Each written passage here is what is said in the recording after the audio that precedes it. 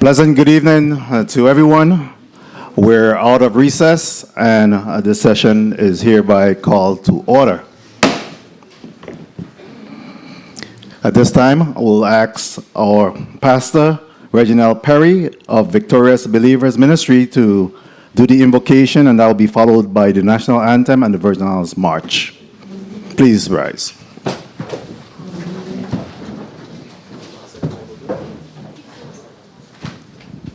Let us bow our head.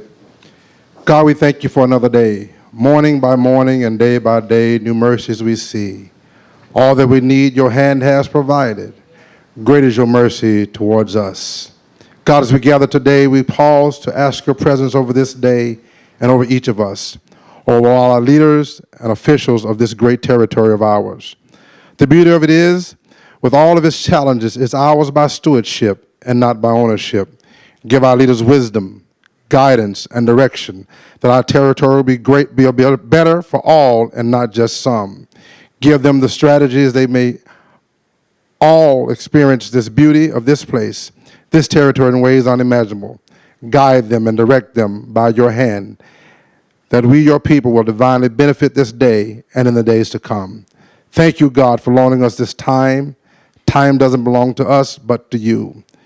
Give to us the time wisely and leave our marks on the tree of time in great and grand ways. Thank you for the success of this day.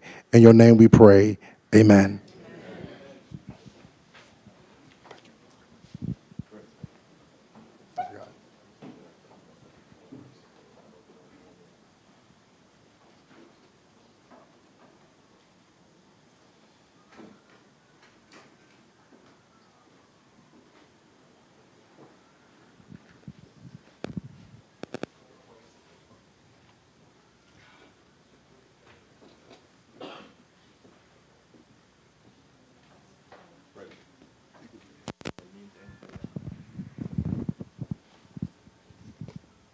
In the meantime, while the choir is making their way in, please, any cell phones, please put them on mute or turn them off as to not interrupt tonight's proceedings.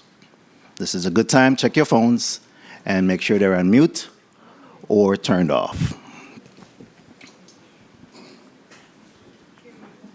We have the Charlotte Amalie High School concert choir that's making their way in for our national anthem and the Virgin Islands March this evening.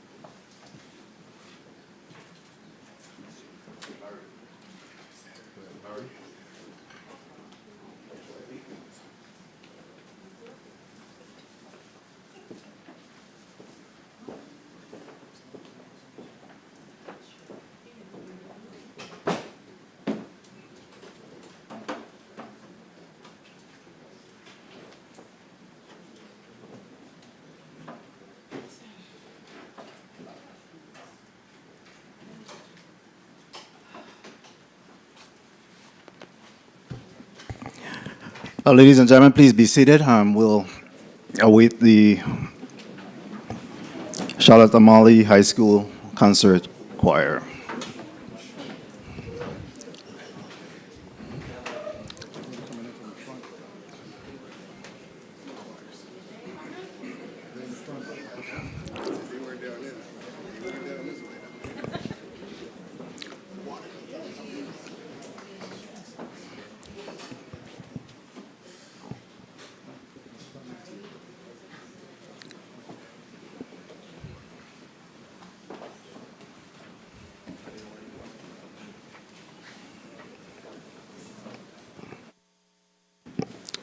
Welcome, please rise.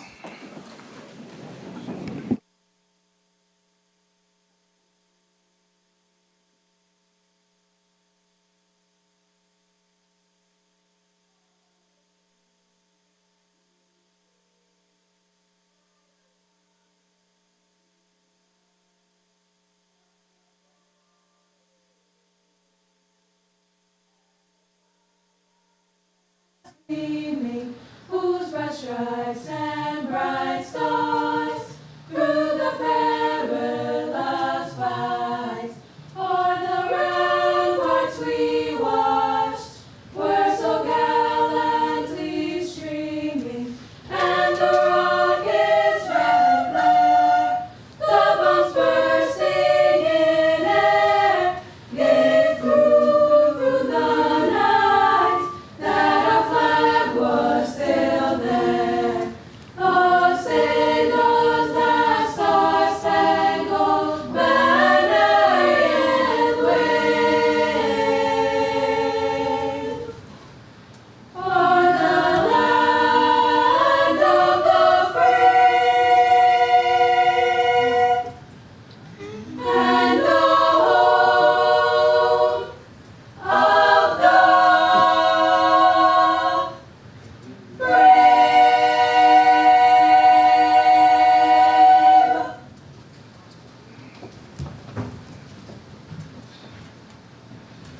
All hail the Virgin Islands, emeralds of the sea, where beaches bright with coral sands and trade winds bless our native lands.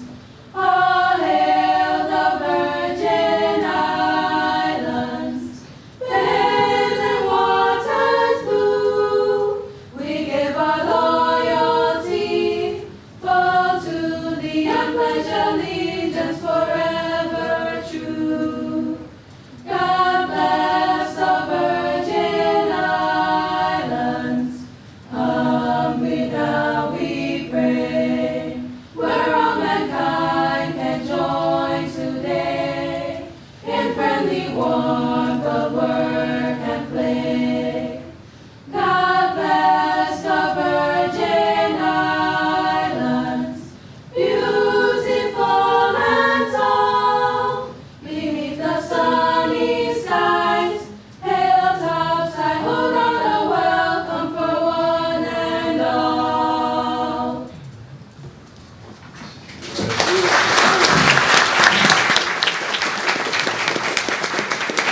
Thank you very much. Please be seated. Thank you very much for that wonderful national anthem and the Virgin Islands March by the Charlotte Amalie High School Concert Choir, as well as our invocation this evening by Pastor Reginald Perry.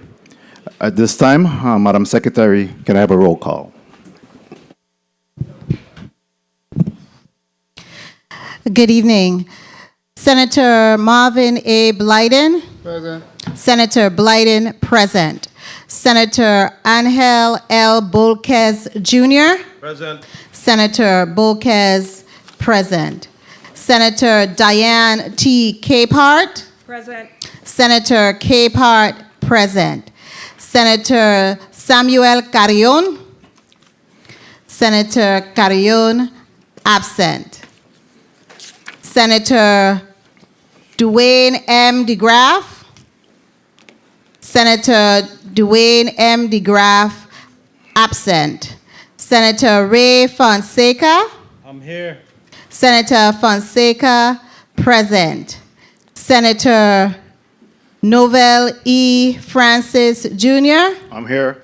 Senator Francis, present. Senator Alma Francis Heiliger. Present. Senator Francis Heiliger, present. Senator Donna Fred Gregory. Here. Senator Fred Gregory, present. Senator Kenneth L. Gittins. Here. Senator Gittins, present. Senator Maurice C. James. Here. Senator James, present. Senator Javon E. James Sr. Present. Senator James Sr., present. Senator Franklin D. Johnson. Here. Senator Johnson, present. Senator Carla J. Joseph. Senator Joseph, present. Senator Milton E. Potter. Here. Senator Potter, present.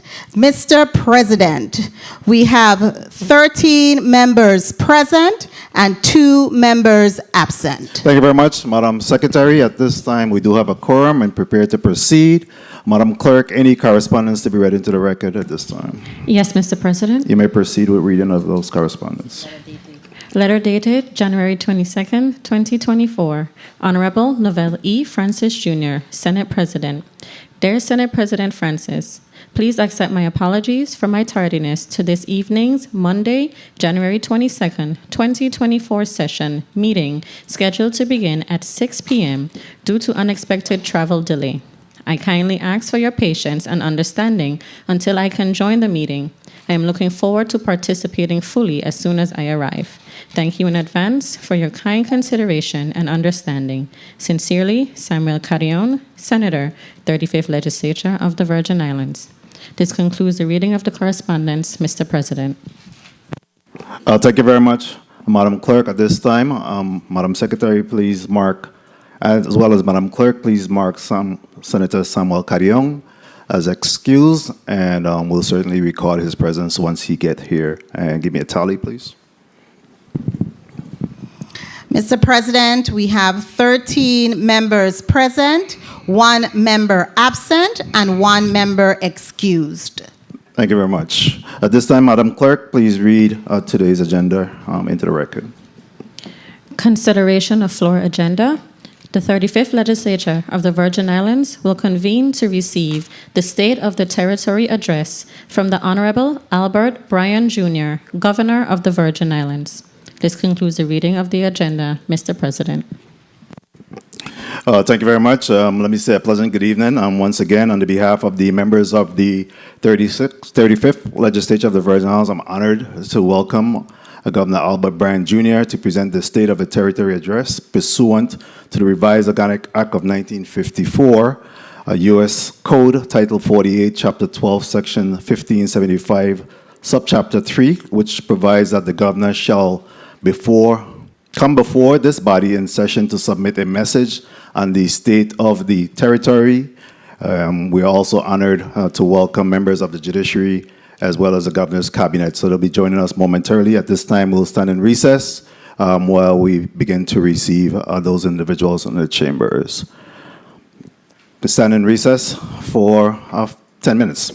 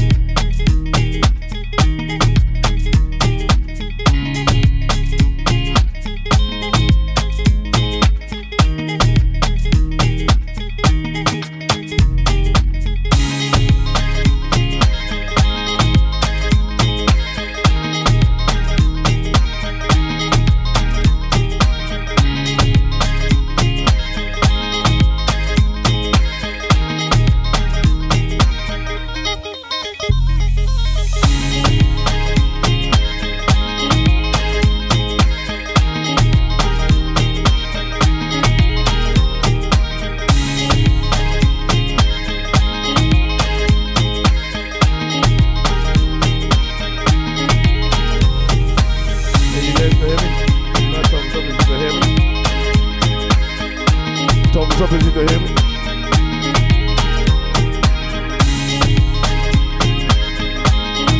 Thumbs up if you can hear me.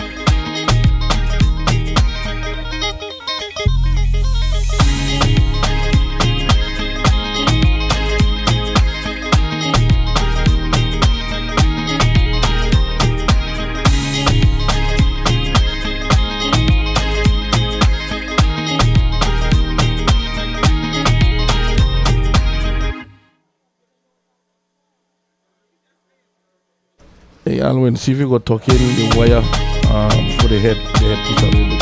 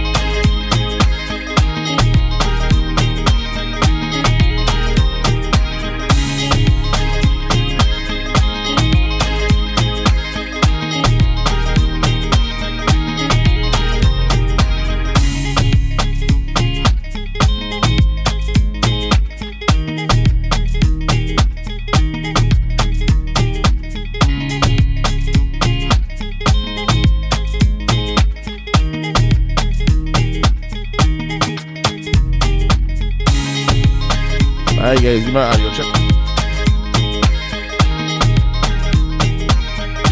Go ahead. Okay. No. I solo for now. I ain't put it up like. I don't check it on the inside. Yeah, I get it. I get the levels ready. We're going to go live with you, okay? You hearing in the headset, you got to turn it on. Turn on his headset.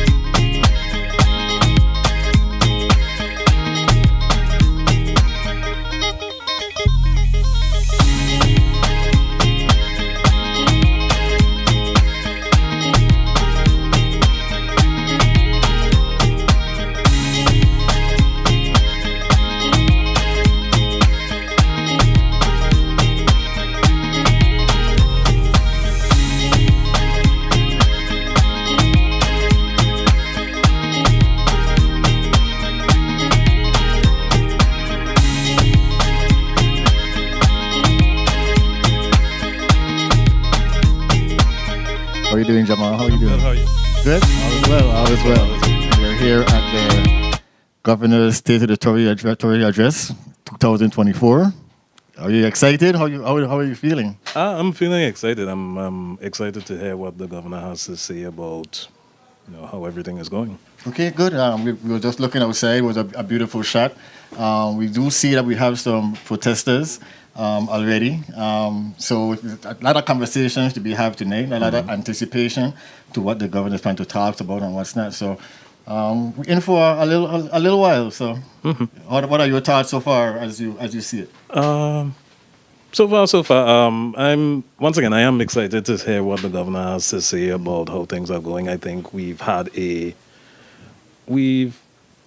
lot of interest and a lot of thoughts about what's been happening recently. I know we've had some conversation about how, finances are going, particularly education. We know that's been a big topic recently, particularly as it's going with, state of the schools, state of the quality of education. So I think that's probably one thing that I'm really excited to hear about. I'm actually the son of a teacher, so Right. I'm very particularly excited to see what. And we always talk about education. That's one of the forefronts of what it is. We always think about the children and what's not. So that definitely has to be on top. Another one will definitely be healthcare. Where are we doing for about our elders and stuff like that. WAPA. We have a lot of things that I'm sure the governor is going to touch on. But like I said, we're optimistic, like we always are. This is actually his sixth State of the Tory. Yeah, right? this is the sixth Right, one. so now he should be a real pro at it by now, right? I think at this time this should probably just come off the factory. Yes, right. Agreed.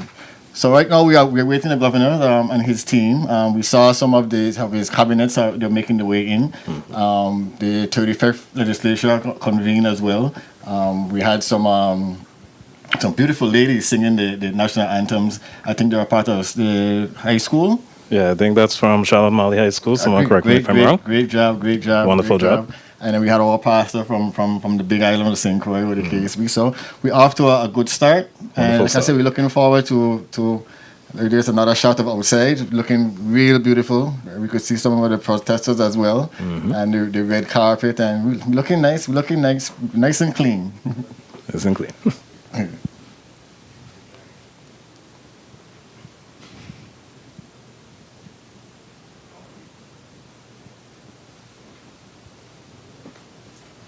Okay. So I haven't seen the carpet was right now. We don't see much people there right now.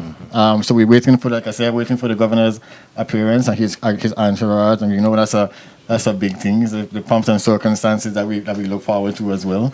Like I said, the state of the territory. I look forward to it. This is about. I've been with the legislation now for 10 years, so I got accustomed to listening to it and listening to different governors' point of view and how they see. Most of the time, it's mostly about what it is they have done in the year or years that has passed and what it is they plan to do in the future.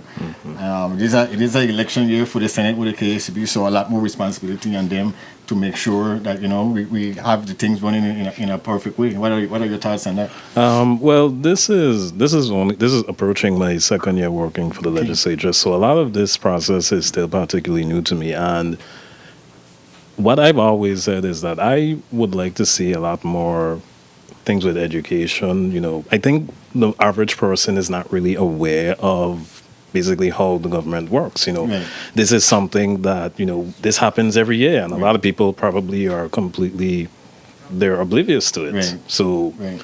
I would like people to tune in to see, hey, this is how this is working. This is how, this is how these things happen. Right. And, we're seeing protests. Protests, this is a part of democracy here. Right, Everyone has the opportunity to protest their government. So I love to see protests. I Right. love to see people, protesting. They are protesting for what they want. And this would be the best thing. This is you have the governor, perfect time you have to all the senators. perfect time for you to protest and say, hey, Perfect time. we want you to do this. We demand this. Right. This is how this process works. Agreed. Definitely, agreed. You see, they have some signs and they look energetic. They're waving the signs and they're putting up. That is kind of cool. That's what we're here for. Yeah. We have to come together as a community as well. Yeah, the senator and the governor, they have a job to do, but we still have a responsibility for ourselves and to ask the questions and to get things going in the best possible way that suits all Virgin Islanders. You know, so good things. We just came off of St. Croix Festival as well. We didn't have a bad time actually. No heap of dramas. Or No, and I love that. I think at this point everybody knows I'm a huge fan of Carnival and Festival. So I enjoy going to St. Croix. I enjoy, embracing myself in that Crucian culture and just being a part of that because I think it's a wonderful thing that you embrace yourself in your culture. You can celebrate this as often as you can. Right. And then we just had a meeting the other day on finance. So right now we kind of sketchy with the finances coming up with the case. We also have St. Thomas Carnival coming up right around the corner as well. So interested to see if that is mentioned as well. Because we know as far as the carnival is concerned, it's big for tourism. A lot of people come in, more flights come in, more and traffic. we have heard that tourism is booming right now. But I would like to see what's the plan with tourism. How are we going to steer that into a future? Because I think some people are a bit yes, tourism is booming now, but what are our plans with that? What are we going to use that? How are we going to use that to better this territory? What's our plans with that? Right. So like I said, a lot of anticipation for what the governor speech is going to be for this year. Looking forward to it. Like I said, there's so much things that we went through especially the last 2 years. Yes. We're still coming out of COVID. We still have the hurricanes on our watch. We still have all this millions of dollars to take care of infrastructure, new schools. So there's a lot of stuff for us for him to talk about. Most, like I said, usually he puts in front what he has done in the last year and what he's planning to do. So like I said, I'm looking forward to the future plans, of how we're going to address some of these situations. Some are immediate and some are long term. And we see some cars cars coming. Is the governor arriving now? Okay, so we're going to turn you back inside. All the cars are rolling in. All the cars are rolling in.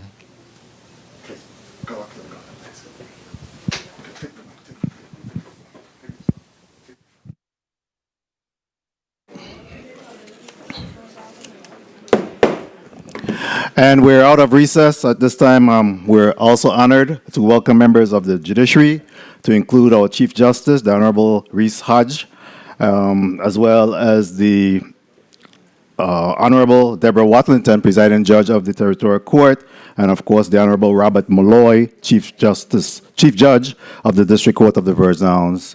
We also have members of the semi-autonomous as well as the autonomous agencies, and we welcome the Governor's Cabinet as well.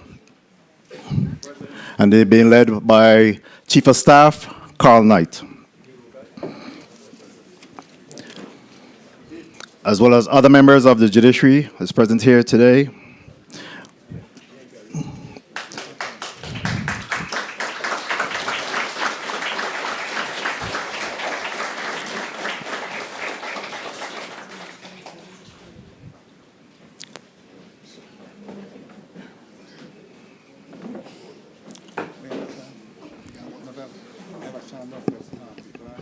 Yeah, I got a quorum call.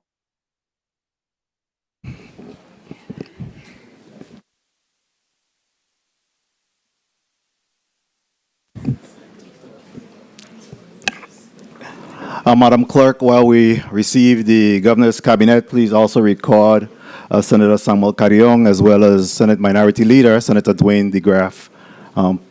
Welcome, Senators, and good evening.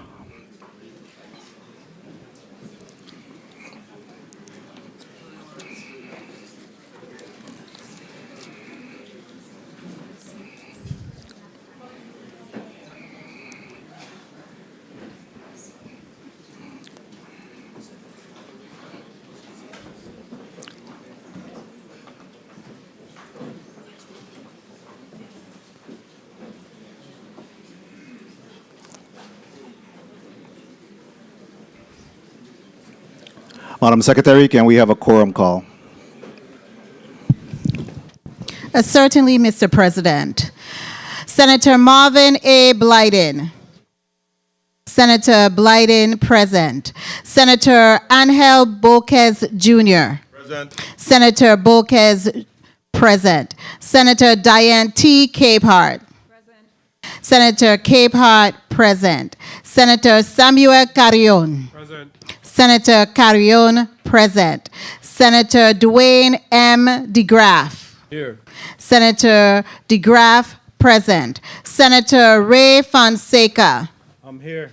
Senator Fonseca, present. Senator Novel E. Francis Jr. Senator Francis, present. Senator Alma Francis Heiliger. Present. Senator Francis Heiliger, present. Senator Donna Fred Gregory. Here. Senator Fred Gregory, present. Senator Kenneth L. Gittins. Senator Gittins, present. Senator Maurice C. James. Here. Senator James, present. Senator Javon E. James Sr. Senator James Sr., present. Senator Franklin D. Johnson. Here. Senator Johnson, present. Senator Carla J. Joseph, present. Senator Joseph, present. Senator Milton E. Potter. Here. Senator Potter, present. Mr. President, we have 15 members present. Thank you very much, Madam Secretary, and we do have all 15 members present this evening for the State of the Territory address. At this time, we'd like to welcome the mother of the Lieutenant Governor, Miss Iona Roach.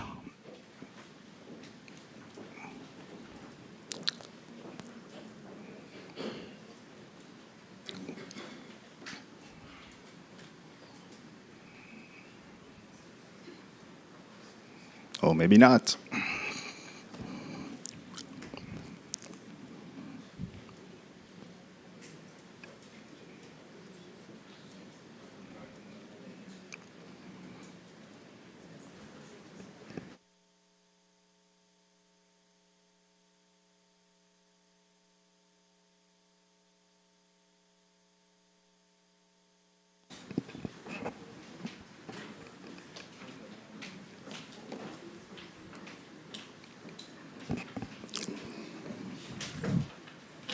Welcome, Mrs. Roach.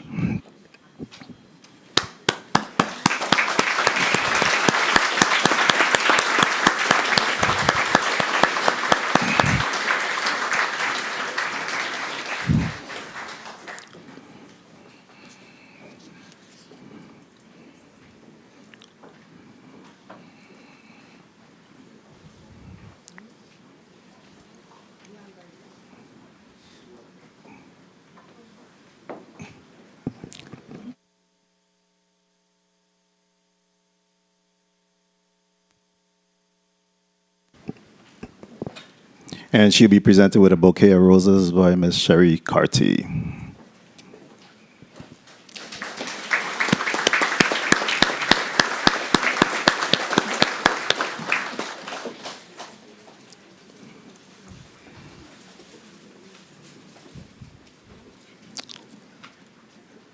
Next, we'll introduce the Congresswoman, Stacey Plaskett, and she'll be escorted by Senator Majority Leader, Senator Kenneth L. Gittins.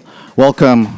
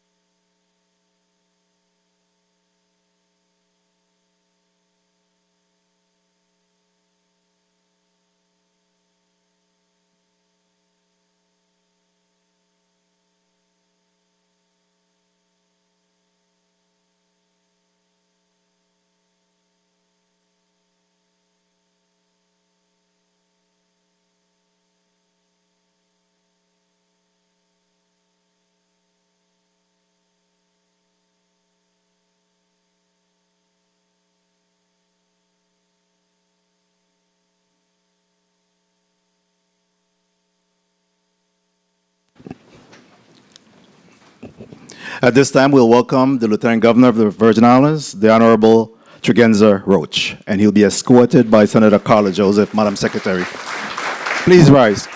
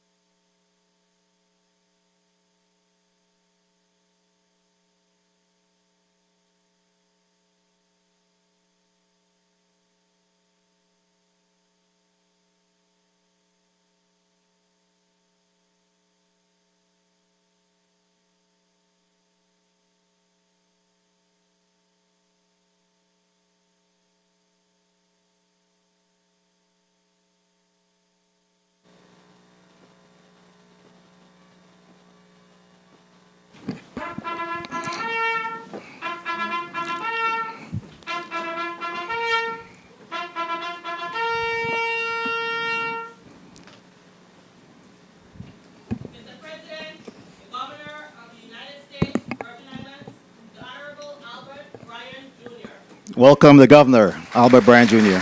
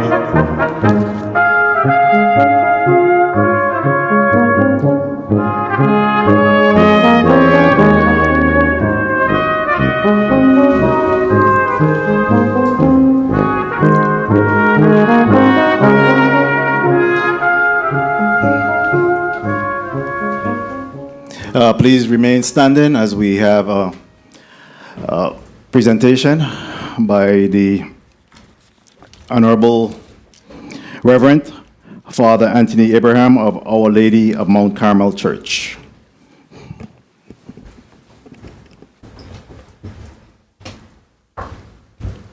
Our scripture reading is taken from Isaiah 41, verses 10 and following. So do not fear, for I am with you, and do not be dismayed, for I am your God. I will strengthen you and help you. I will uphold you with my righteous right hand. Let us pray. Lord, we thank you for this day. We thank you for the many blessings you have bestowed upon us. We pray, O God, this evening you will be with us through the power of your Spirit. We pray that your blessing will be upon our governor, our Lieutenant Governor, and all members of the legislature. We pray, O God, that this evening you will uncover your face to us, that you will be gracious to us as we reflect on the many blessings you have bestowed upon us and upon this territory. Lord, today, may you uncover your face to us and be gracious to us and give us peace. In the name of the Father, and of the Son, and of the Holy Spirit. Amen. Amen.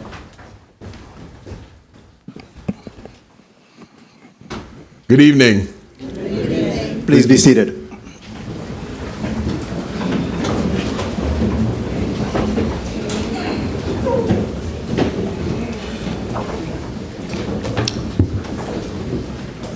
Reverend Father Anthony Abraham, Lieutenant Governor Tregenza A. Roach Esquire, Senate President Novell Francis Jr., and members of the 35th Legislature, Chief Justice Reese Hodge and Justices of the Supreme Court of the Virgin Islands, Presiding Judge Deborah Watlington, and the judges of the Superior Court of the Virgin Islands, Delegate to Congress Stacey Plaskett, Chief Judge Robert Malloy, and judges of the District Court of the Virgin Islands, members of my cabinet and other agency heads, members of my staff, State Chair of the Democratic Party, Stedman Hodge, other invited guests, and my fellow Virgin Islanders. Good evening. Good evening. This evening, I'm grateful for the privilege of appearing before you again as Governor of the Virgin Islands of the United States to report on the state of the territory as mandated in the revised Organic Act of 1954. This is my sixth such address to the Senate, and I always look forward excitedly for the opportunity. However, as I look out at the audience, I'm reminded that we have lost some pillars of our community since I last addressed you. Even with my very own cabinet, I am missing the face of Darrell Mousy George, who stood unwaveringly with me and our administration throughout this journey. His absence here tonight is surely felt, as is the absence of the Honorable Alicia Chucky Hansen. She provided invaluable wisdom and experience as my political advisor and served this community with passion and love. Please join me in a moment of silent reflection for all those who we lost in 2023, but who have forever left their mark on us and these islands.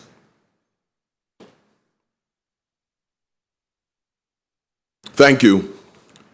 Please join me in honoring the service of the brave men and women of the Virgin Islands Army and Air National Guards.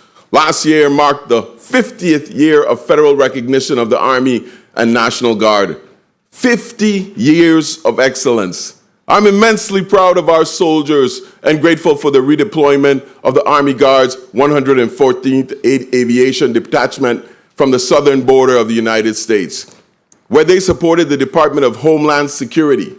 We are also happy to have our Air Guard men and women home from the deployments in Kuwait, Qatar, Saudi Arabia, Jordan, United Arab Emirates, and Guantanamo Bay, Cuba.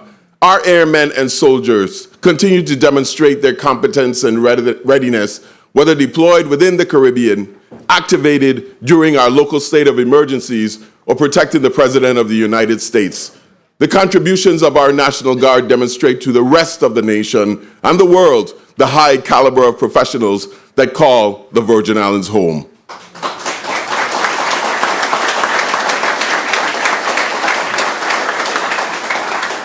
As we embark on this blessed new year, the state of our territory is resolute.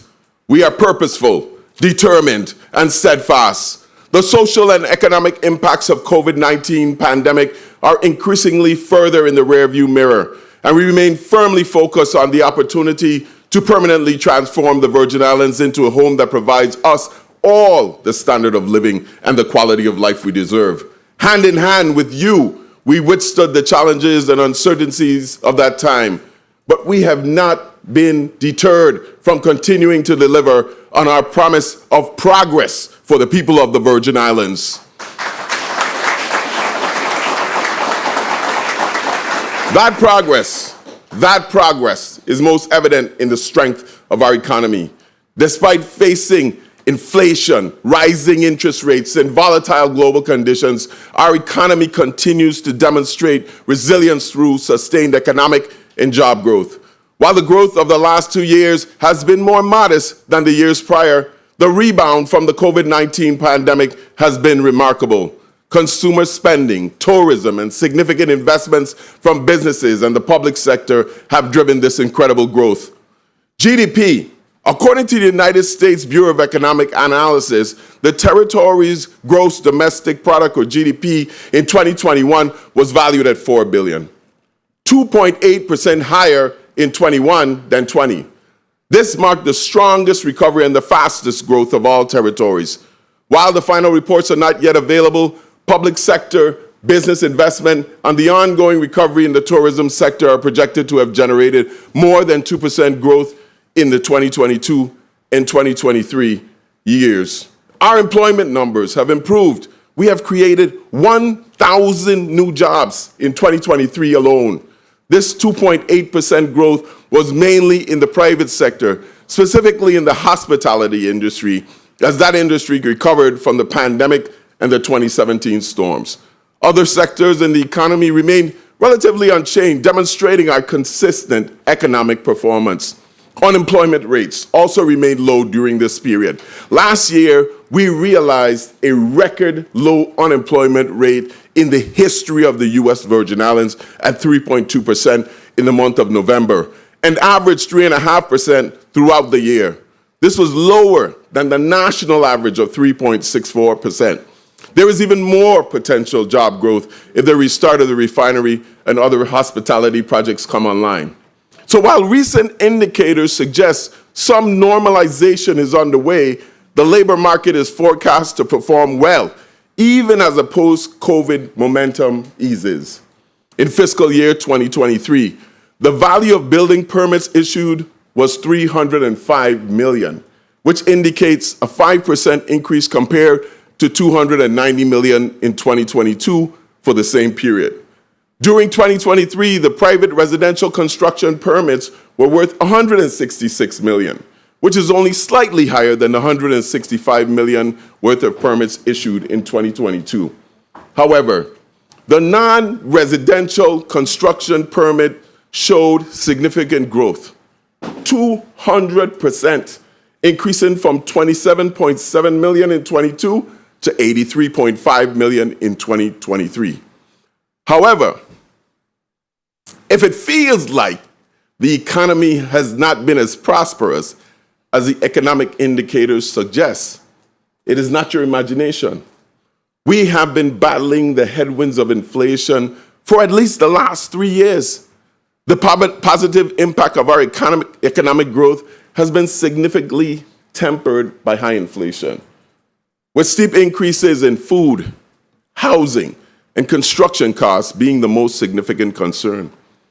Now, I frequently go to the grocery stores in both districts and have witnessed a sticker shock on certain food items. The local consumer price index increased 8.6% in 21, and again by 9.8% for the 12 months ending December 2022.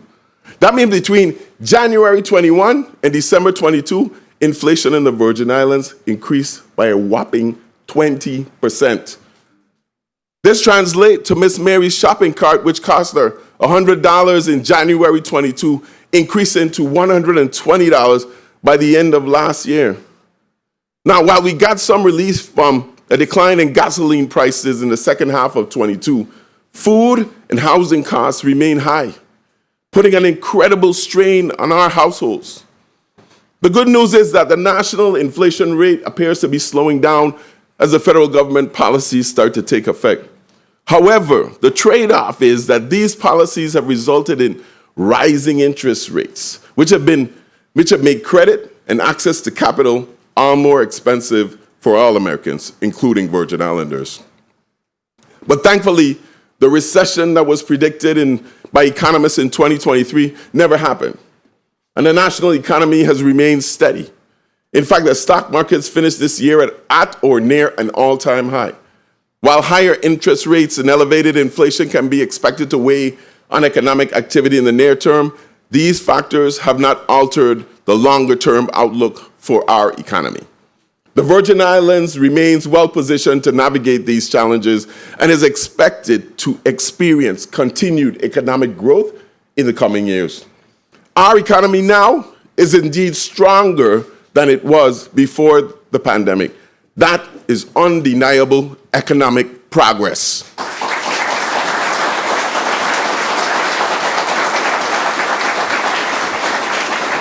Now, tourism continues to thrive, with our cruise ship business standing out as the strongest in the Eastern Caribbean.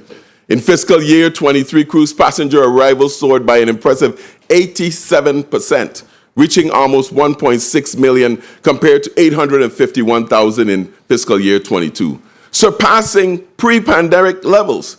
The territory also saw a 36.5% increase in cruise ship visits, totaling 516 calls made in fiscal year 23. Notably, St. Croix experienced a remarkable 100% increase in cruise ship arrivals over the past year.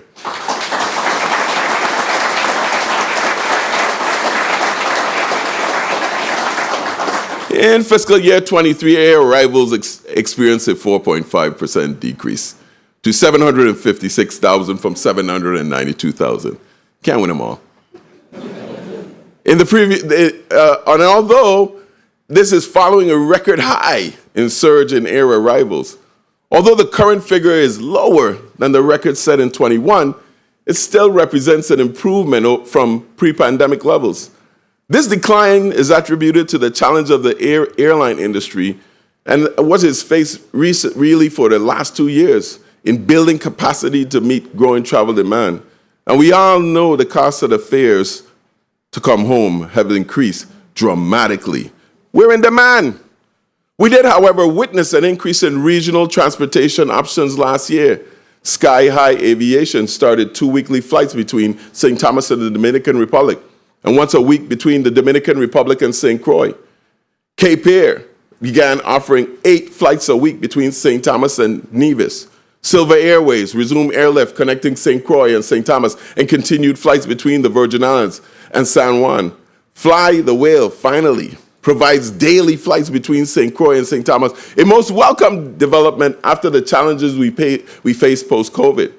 I particularly want to thank Omar Ursula, the president of Fly the Whale, for working with us to provide affordable and comfortable inter-island travel for all of us.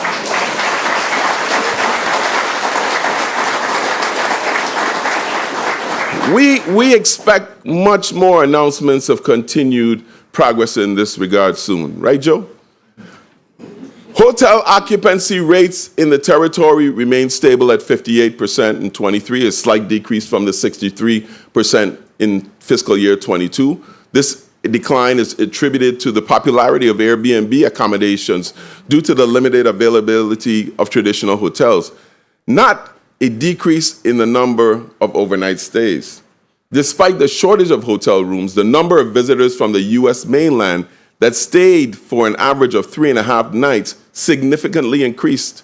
In fiscal year 23, there were over 452,000 overnight visitors, an 85% increase when compared to fiscal year 22.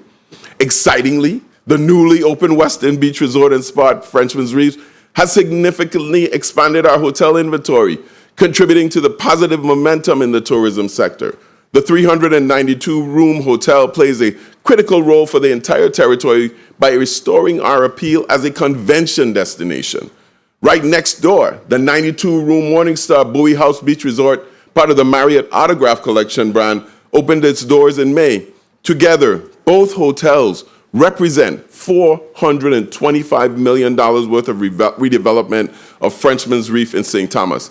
Made possible by the incentives of the Hotel Development Act, I want to give thanks to Fortress Investment Group, the Economic Development Authority, the Public Finance Authority, and this body for making this a reality.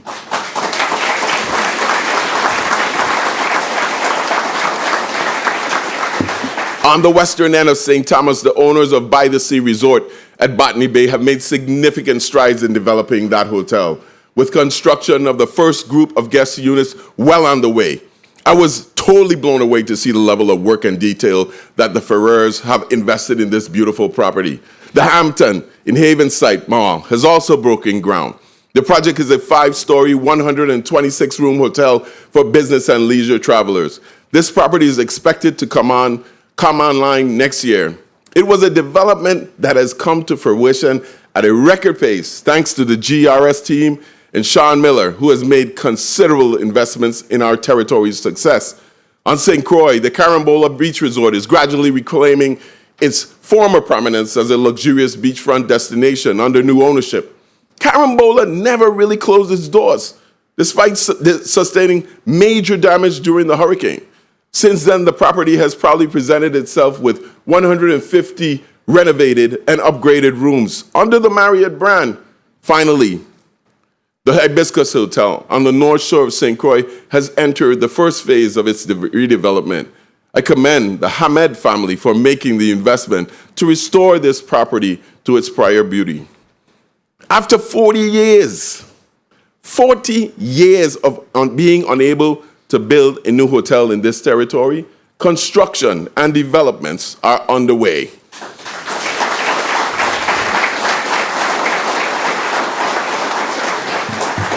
To keep these properties filled and the hoteliers happy, we must consistently market these islands to our potential guests. In this regard, the Department of Tourism continues to win industry accolades for its Naturally in Rhythm marketing campaign. The U.S. Virgin Islands was recognized in 2023 as a top travel destination, again, by prestigious publications like Condé Nast Travel, Travel and Leisure, Travel Magazine, and Farmers. Tourism remains the cornerstone of our economy, and we excel in managing it.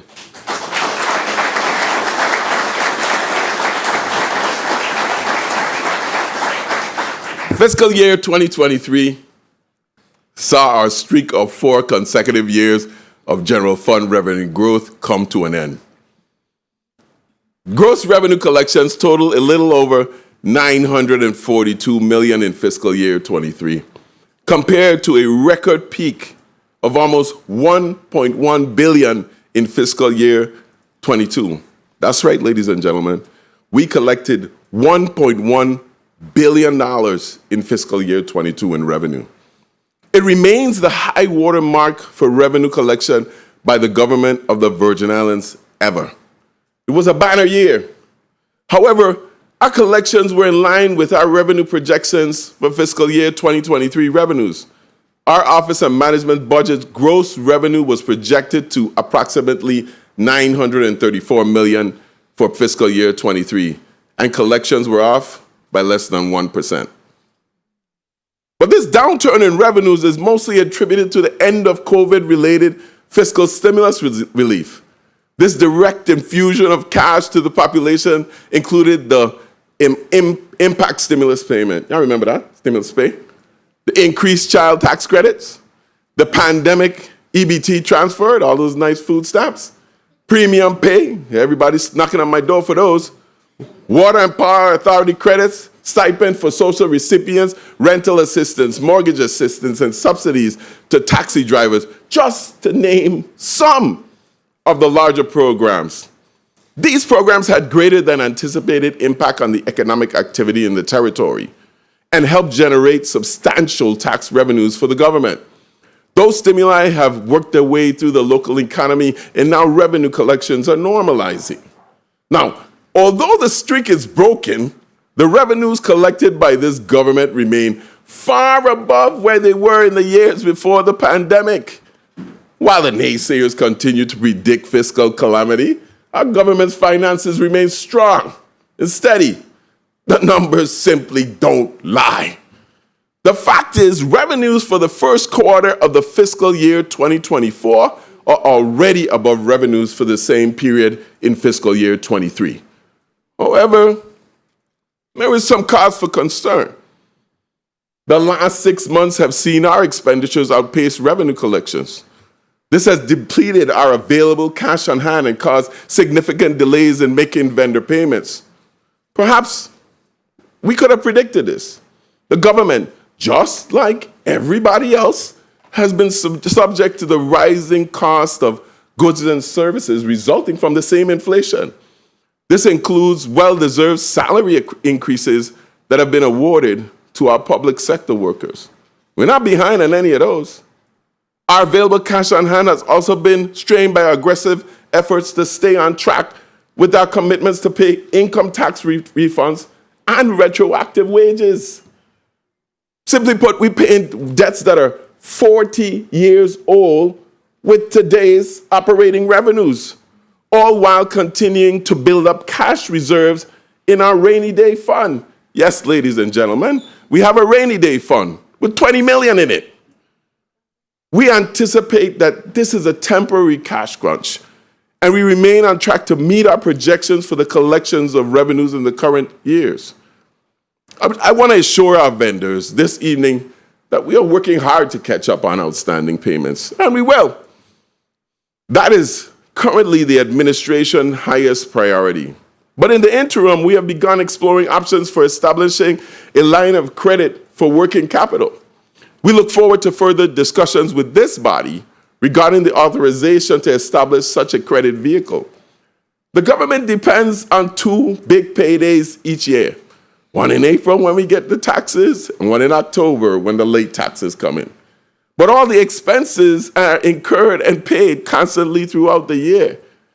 Now, while the present situation could benefit from the additional liquidity offered by a line of credit, having a general fund budget that is approaching $1 billion, I didn't say total, no, just the general fund, there's another $400 million in federal funds.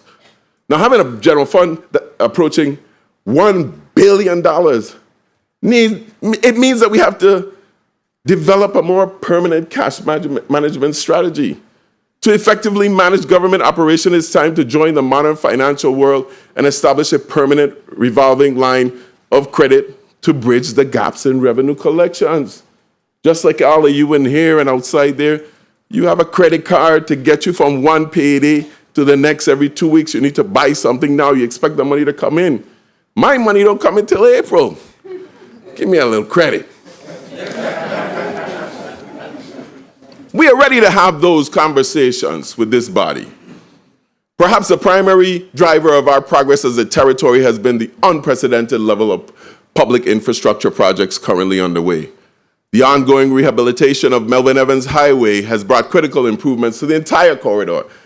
This includes reconstruction of the stormwater drainage system, traffic and safety enhancements, such as streetlights, guardrails, dedicated turning lanes, and roadway widening and repaving.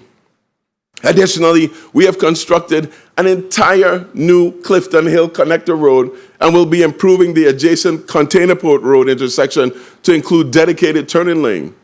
This entire project is a significant improvement for the safety of our motorists, and you can already see the progress. No more blind hills and hazardous conditions for our pedestrians. I am fully aware of the inadequate lighting situation on Melvin Evans Highway and the great safety concern it presents. But over the last decade, the lighting has deteriorated due to the theft of copper wires, hurricane damage, blown bulbs. Frankly, I can't remember the last time I saw that highway fully lit. However, under this administration, I am pleased to announce that at least 45% of the street light on the highway have already been restored or replaced, with the remainder expected to be completed this summer.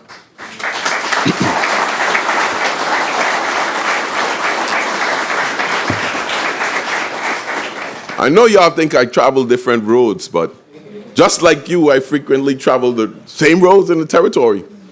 I also hear constantly from other residents, including my own child in my house, who are affected by potholes and poor road conditions.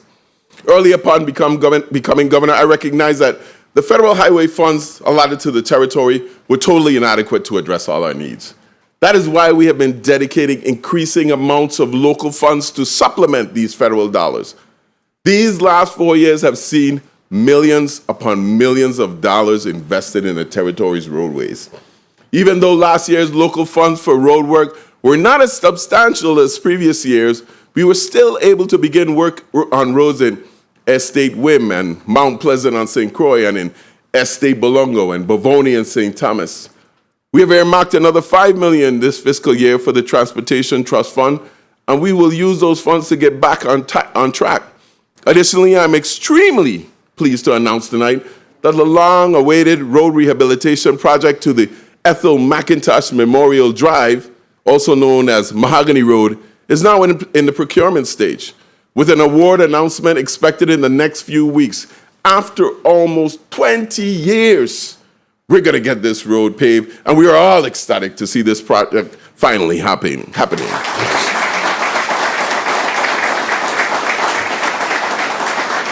Similarly, the long-awaited FEMA-funded projects for roads have also continued.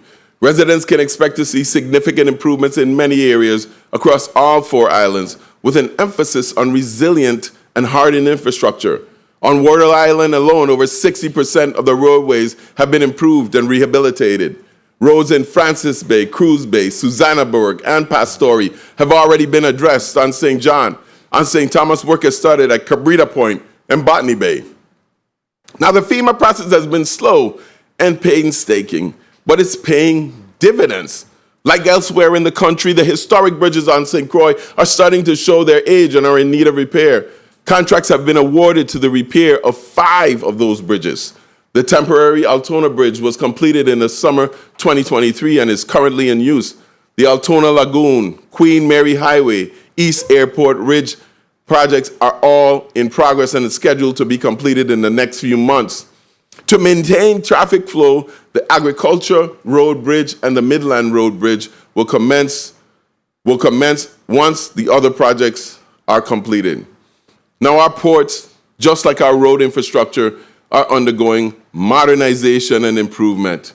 The Virgin Islands Port Authority is in the process of selecting a development partner to modernize and upgrade the Henry E. Rosen Airport on St. Croix and the Cyril E. King Airport on St. Thomas. In this latest endeavor, VIPA aims to use private investment to bring state-of-the-art amenities, efficient airport operations, and long-term maintenance plan to these 2 critical assets. Under the contemplated arrangement, the Port Authority will remain the owner of the airports and the recipient of any federal grant funds awarded to either airport. The selection has been narrowed to our 4 qualified firms responding to a request for qualifications. Final proposals are due in February, and the Port Authority expects to begin work on redeveloping the airport terminals by the first quarter of 2025. At the Cyril E. King Airport, the contractor is progressing on both Phase 1 and Phase 2 of the Parking and Transportation Center project. VIPA anticipates that Phase 1 of the project will be open for public use by March. Completion of Phase 1 will make half of the overall parking spaces available on the 2nd and 3rd floors of the garage. Phase 2 of the project is also expected to be completed within the year. In November, I signed into law Act 8787, which appropriated $17 million to the Port Authority for the dredging of the Charlotte Amalie Harbor. This funding is necessary for the long overdue port maintenance to prevent potentially serious safety issues. The dredging of Charlotte Amalie Harbor is vital to the United States Virgin Islands, maintaining its competitive advantage in the market for cruise passengers. It will allow ships as large as the Oasis class safe entry to berth at the West Indian Company dock in Havenside, thereby increasing cruise passengers to the territory. I want to thank this body for working with me to get this $17 million approved.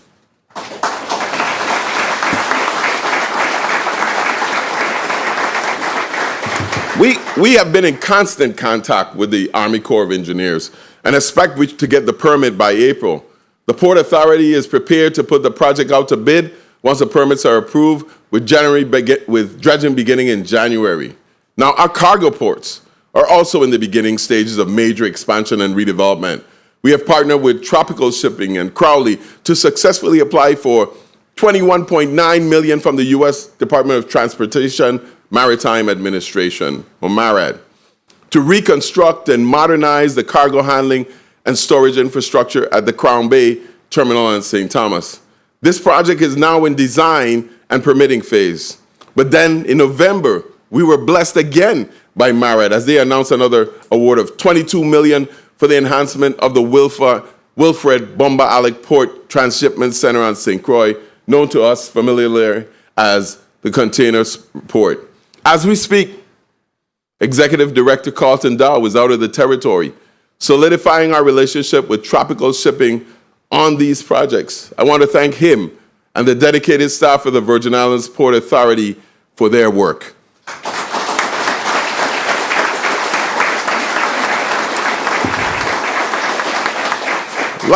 Last October, the U.S. Environmental Protection Agency, the EPA, informed the government of the Virgin Islands that testing conducted a few weeks earlier had found alarming levels of lead and copper at several points in WAPA's water distribution system.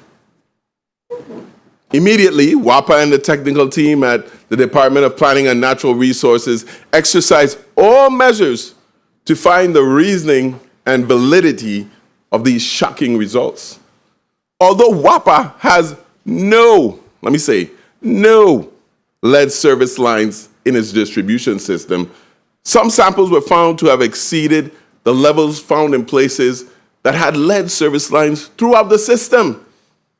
It is important to note that WAPA routinely tests its water distribution system for lead and copper using the testing protocols required by the same EPA.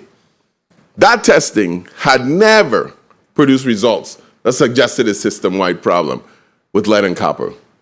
However, in the abundance of caution, we issued a no-drink advisory for the potable water system. To receive a federal declaration and access federal technical assistance, we ultimately declared a state of emergency. During that emergency declaration, the EPA began doing sequential testing that adhered to the established protocols for testing for lead and copper. This led to vastly different results that WAPA had previously observed this led to vastly different results that were more in line with the test results that WAPA had previously observed and confirmed that lead and copper levels were below the levels that would be of cause for concern. It is our firm belief that the original round of testing conducted used incorrect methodology. The apparatus used to collect the samples at the meter box caused tiny shards of metal to become free and contaminate the samples that were sent off for testing. Plainly stated, the way the water samples were collected created misleading results and led to the high levels of lead and copper reported. The proper testing methodology, which took samples from the faucet inside the building without tampering with the plumbing components, yielded way more accurate results. We allowed the local state of emergency to expire this past December, 60 days after it was declared. The national emergency declaration expires tomorrow, and we will also be rescinding the no-drink advisory at that time. Now, while we do not believe we have a water crisis caused by the presence of lead and copper in the water distribution system, I want to make sure y'all hear what I just said.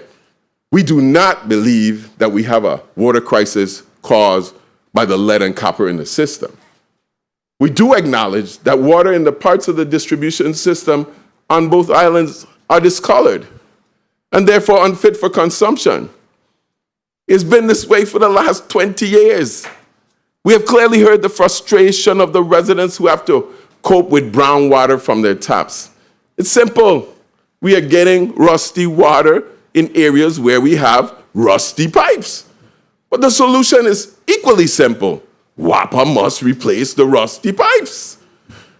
Now, WAPA has completed the Clifton Hill Waterline Rehabilitation Project on St. Croix. The rehabilitation of water lines in Estate Campo Rico is expected to be finished by March, and the replacement of water lines in Estate Hannah's Rest is expected to also start in March. A contract is in negotiation for waterline extension and rehabilitation work on Northside Road, also expected to begin in 24. On St. Thomas, progress is being made on waterline extension and projects in Dunu as well as Nazareth. These projects are part of a program of replacing aging and corroded metal pipes with PVC pipes. This started long before the state of the emergency was even declared on the water system. Several areas of the distribution system have been rehabilitated. However, we are hoping to greatly increase the speed of this system-wide rehabilitation. The FEMA was previously approved the replacement of the substandard sections of the underground water distribution system in St. Croix as part of the Hurricanes Irma and Maria disaster recovery effort. Last August, WAPA submitted a scope of projects with an estimated cost of approximately $1 billion for review by FEMA. We expect FEMA to provide a fixed cost offer to fund these projects later this year. A similar effort is being made to gain FEMA support for the replacement of substandard water lines in the St. Thomas as well as the St. John district. These projects represent several years of underground construction, and yes, the roads will be dug up once again. In the interim, WAPA has begun addressing rusty water in the distribution system by adjusting its corrosion control program.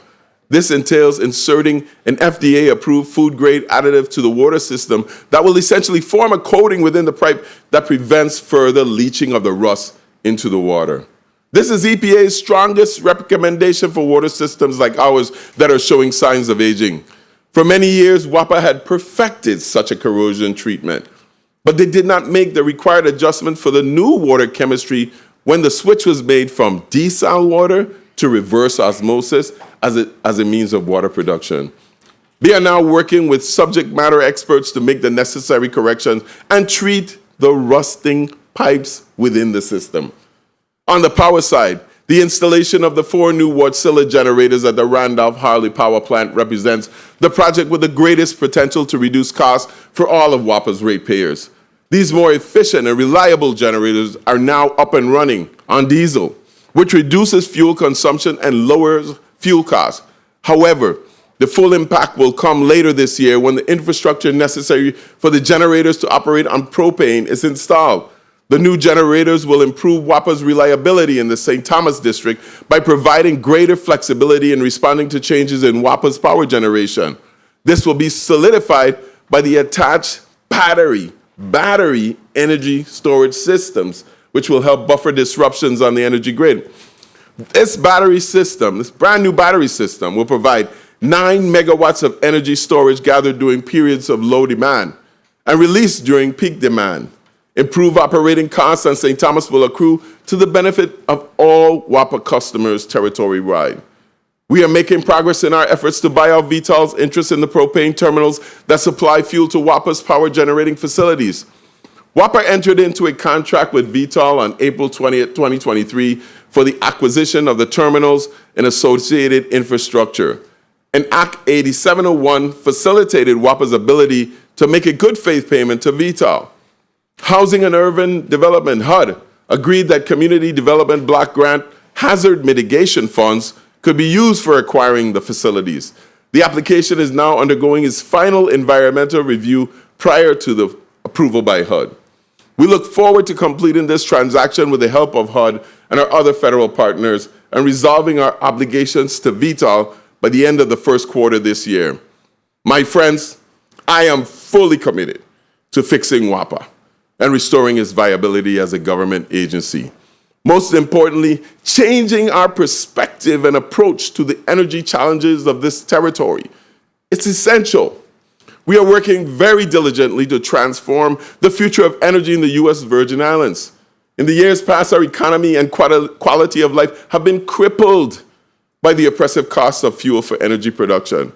That is why we have invested over $100 million to subsidize the cost of energy to keep the rates from increasing for everybody. Our vision is to reduce the energy burden for all Virgin Islanders, which is at the core of a lot of our challenges. Residents and businesses must have affordable and resilient energy options. We are moving to a future where our power generation will be decentralized with greater reliance on small private power producers. We are also creating opportunities for individuals to produce their own power and purchase their own battery storage. Getting back on track with our renewable energy goals is a critical part of this administration's vision.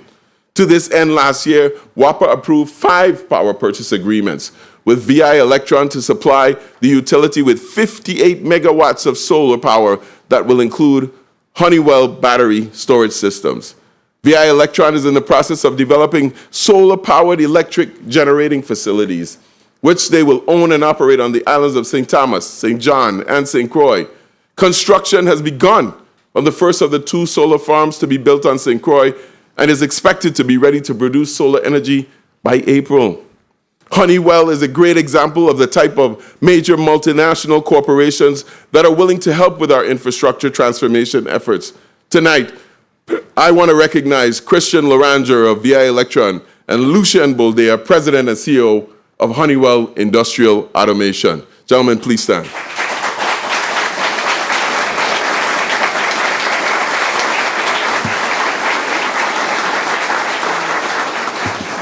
Last year, the Public Service Commission also approved the power purchase agreement between WAPA and Advanced Power to provide wind energy on St. Thomas. The Bavoni Wind Project should provide more than 15 megawatts of wind power at about 11 cents per kilowatt hour, compared to the 43 cents we are paying now. Property leasing and permitting are underway, and the grid interconnection study is almost complete. Once the notice to proceed is issued by Advanced Power, construction is anticipated to be complete within 6 months. But the truly exciting opportunities to transform our energy infrastructure go way beyond WAPA. President Biden's Inflation Reduction Act allows the EPA to fund Solar for All programs. These are nationwide. These programs aim to give subsidies and financial help to residential rooftop and residential serving community solar projects benefiting low-income and disadvantaged communities. We anticipate $100 million to be awarded to the U.S. Virgin Islands for this funding allocation. $100 million. This funding will allow the Energy Office to install photovoltaic or PV systems directly on low-income single-family homes at no cost to the homeowner. It will also allow solar developers to install large community renewable energy facilities or community solar that can provide electricity bill credits to low-income residents who are renters or whose rooftops are not suitable for installing solar. The Virgin Islands Energy Office is currently awaiting approval of this grant award, and we are assured that Uncle Joe is going to seek favor on us. This funding will also support the continuation of the Sun Power Solar Loan Program. This program I told you about last year provides low-interest financing for homeowners who wish to install PV systems and battery storage devices in their homes, in which through paying their utility bill, they can simultaneously repay their loan. In addition to the anticipated Solar for All funding, the Energy Office has another $64 million in federal grants. That's to advance various energy initiatives. $14 million has already been awarded. The considerable amount of funding being made available to the territory due to President Biden's climate change agenda will allow us to incentivize residential solar and energy-efficient appliances and the adoption of electric vehicles. In addition, we have earmarked another $10 million of electrical grid grant funds for community-focused projects. This grant must be in areas enhancing energy resilience, improving electrical power systems, or other innovative efforts that contribute to the electrical infrastructure. Small businesses with up to 100 employees, for-profit and nonprofit groups, educational institutions, government bodies, and those working with low to moderate income or vulnerable populations can all benefit from this grant. These programs will bring us one step closer to witnessing the Brian Roach administration's vision of a transformed energy future in the Virgin Islands. We want the next generation of Virgin Islanders to view energy independence as an achievable and a normal way of life. WAPA will continue to play a critical role in that energy future. Its commercial, industrial, and government clientele will continue to require affordable and reliable power from the utility. WAPA will also play an important role as a supplemental source of energy that backstops the distributed energy connected to the grid. We have already begun the mission of ushering in an energy revolution with WAPA. We will lay a solid foundation this year to get us there.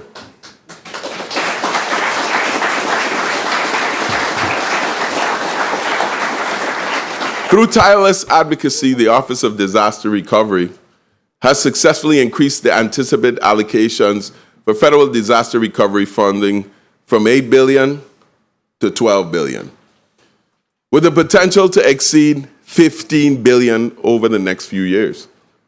Of the approximately 1,500 FEMA public assistance projects, 1,500, only 54 remain to be obligated. This encompasses the more complex education, healthcare, and infrastructure projects. In 2023 alone, more than 2.6 billion more has been obligated, marking a 138% increase compared to the funds secured in 22. This brings the total amount of obligated funds to a little over 8.6 billion, with 3.1 billion of that already spent. Over the next year, the territory expects about 300 projects to enter various phases of construction, generating over 500 million in spending. Now that we have successfully convinced the federal government to obligate billions of dollars to aid in the territory's recovery, my administration is laser focused on spending those dollars and accelerating the rebuild efforts. Accordingly, I've looked at areas where realignment is necessary to meet this goal to propel the recovery forward. On November 20th, 2023, the Office of Disaster Recovery executed an agreement with the Virgin Islands Housing Finance Authority to manage CDBG DR, disaster recovery programs, and has already transitioned its staff from under the auspices of the Housing Finance Authority to ODR. This effort will allow the territory to accelerate the spending of HUD dollars, foster greater synergy across various projects, and boost the performance of housing programs and infrastructure projects that have fallen behind expectation. Specifically, this change has allowed us to adjust the strategy to the Envision program. Remember that? We gotta get those houses built faster. But we can't do it alone. I want to thank the legislature for passing the authorization in Act 8701 to establish a line of credit to provide the funds needed to advance disaster-related recovery projects.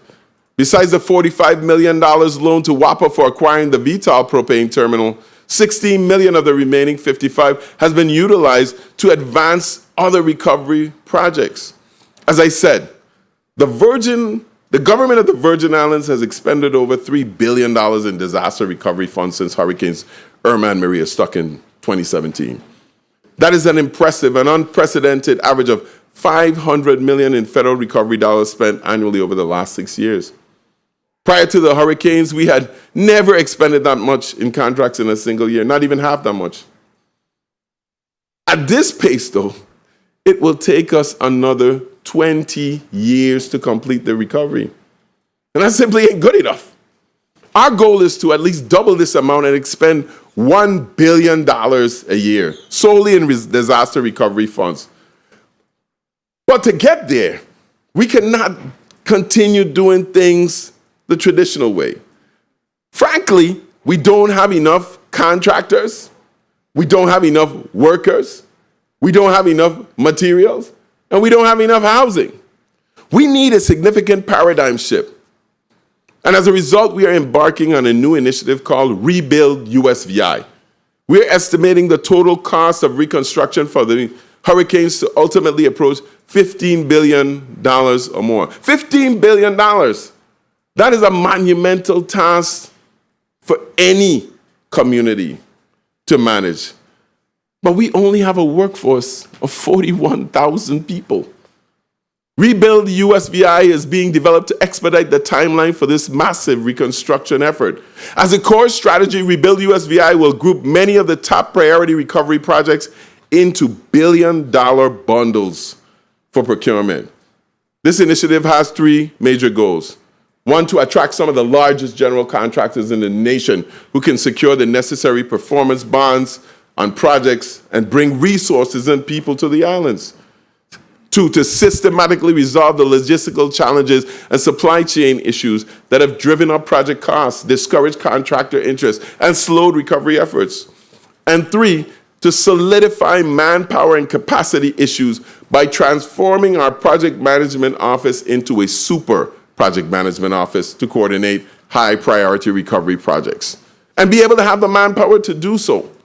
Rebuild USVI supercharges the territory's disaster recovery to think outside the box and dispense with the bureaucracy that is simply inadequate for our progress. The success of this initiative will allow us to launch several of our largest recovery projects simultaneously and create an ecosystem of economic activity from the resulting construction boom. This is the way we facilitate the transformation of a resilient Virgin Islands.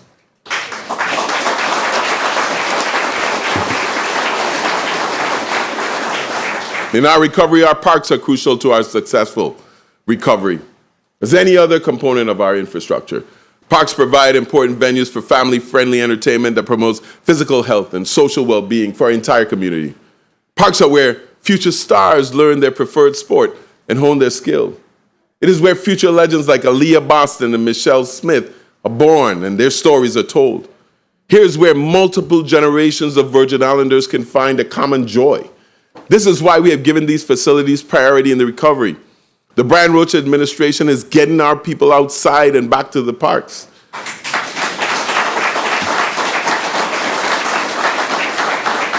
On St. Croix, we are concluding repairs to the hurricane damage on Renhold Jackson Park in Wim, Kramer's Park Beach, Rudy Krieger and Science Farm, and the Marley Beachfront in Frederickstead. On St. Thomas, repairs are nearing completion at Emile Griffith Park, Kerwin Terrace Ballpark, and Joseph Abain Ballpark in Frenchtown. In St. John, repairs have been completed to the Oval Brown basketball court and the Cruz Bay tennis courts. A grant agreement has been executed with the St. Thomas Cricket Association, providing $1.5 million for the development of a cricket pitch and associated facilities in Estate Nazareth. We have issued them the first $500,000, and the construction has already begun. I am pleased to announce that the Clinton Phipps racetrack is in fact on track.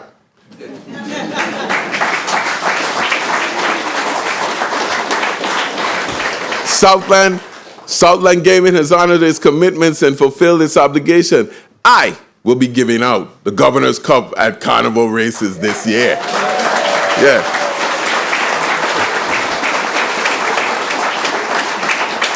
I want to thank those legislators who took the stance to support rebuilding the Clinton Phipps racetrack, and also to the owner of Southland Gaming, Mr. Robert Bobby Huckabee, their senior vice president, Mr. Shane Gaspard, and my good friend, Mr.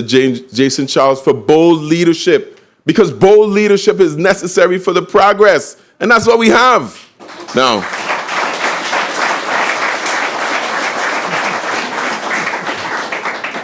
Now, I wish I could make a similar pronouncement for horse racing on the island of St. Croix.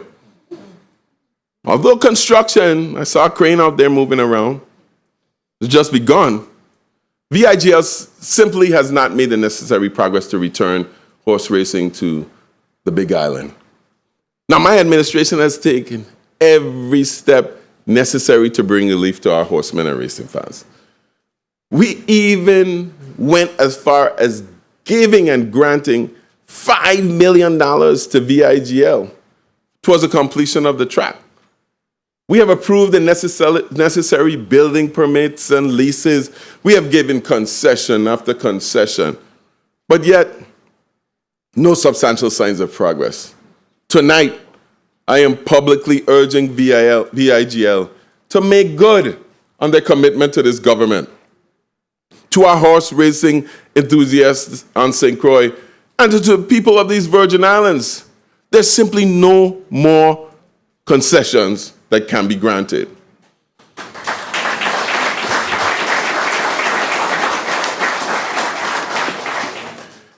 In pursuing excellence, setting goals is the foundation of personal and academic growth. The students of the Virgin Islands exemplify excellence as they strive for success. Attention to students' academic achievement and effective strategies to address learning loss resulting not only from the disruption of the 2017 hurricanes, but also the pandemic is imperative. However, these discussions cannot overshadow the very real concerns that our faculties and students face regarding the physical condition of our schools. You heard me say it before, the straightforward truth is the schools are just showing their age, and they become harder and harder to maintain each year. I wish I could just magically provide brand new schools, but the real solutions require significantly more effort. That's why we stood up the new school advisory board to implement the educational facility master plan. Through their help, we are now having a clear strategy for the replacement or extensive renovation of all of our school campuses. Construction of the first FEMA-funded replacement project, the new Arthur Richards K-8 school, commenced in February 2023 and is expected to be substantially completed by the spring of 26. The first phase of the Gladys Abraham modernization project was completed by custom builders in September 23. This will become the new site of the Wheatley Skills Center on St. Thomas. In September, solicitations were concluded for 3 additional school projects. The design services for St. Croix Central High School have been awarded to MCN Build, while design services for St. Thomas Charlotte Amalie High School and the modernization of Bertha C. Bushelty Middle School have been awarded to the joint firm of Consigli Benton. All these projects are scheduled to begin in 24. Schematic designs are now being developed for Alexander Henderson Elementary School, Claudio Marco, St. Croix Educational Complex, the renovation of Lockhart Elementary, and Edith L. Williams Alternative Academy. Additionally, FEMA has also recently announced that they have obligated $133 million in federal grant funding for the rebuilding of the Julia Sprout School on St. John.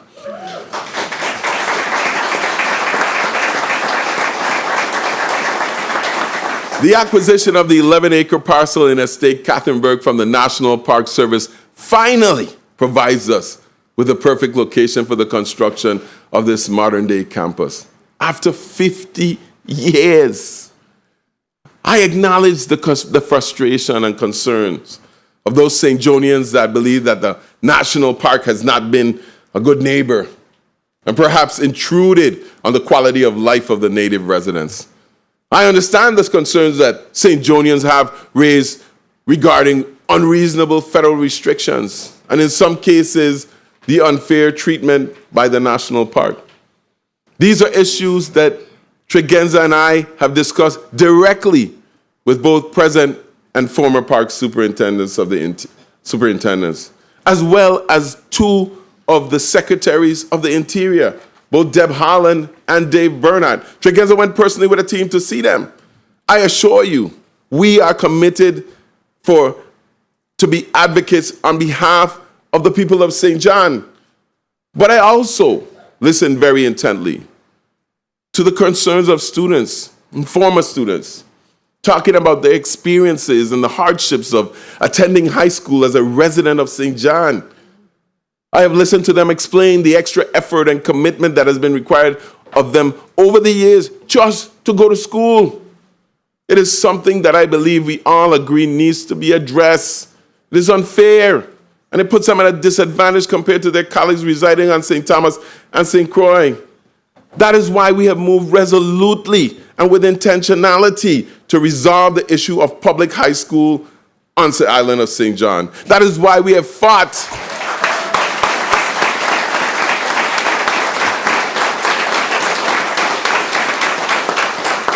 That is why we have fought to secure the investment of $133 million that FEMA is willing to provide toward this effort. That is why I'm so grateful to the leadership of this body for passing the legislation that authorizes us to close this transaction. I want to thank you legislators for that leadership immensely.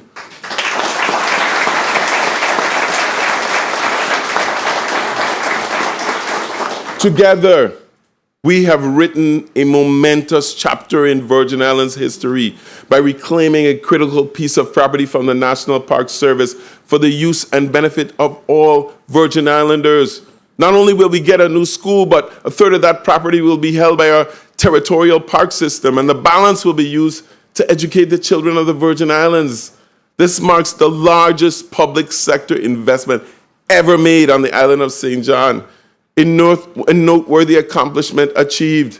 Together, I am thankful for your support, especially to Senate President Novel Francis Jr. and Senator Angel Bolquez Jr. for their incredible leadership.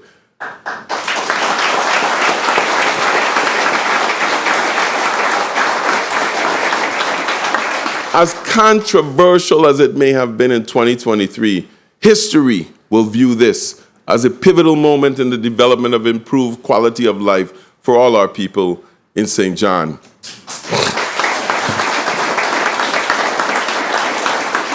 This year will also find us making a fundamental shift in the structure of the Department of Education. We are on the verge of launching the Bureau of School Construction and Maintenance, led by an experienced and qualified facilities maintenance professional. This professional will also take responsibility for construction and major maintenance from the Department of Education. This is an initiative championed by Senator Donna Fred Gregory and passed by this body.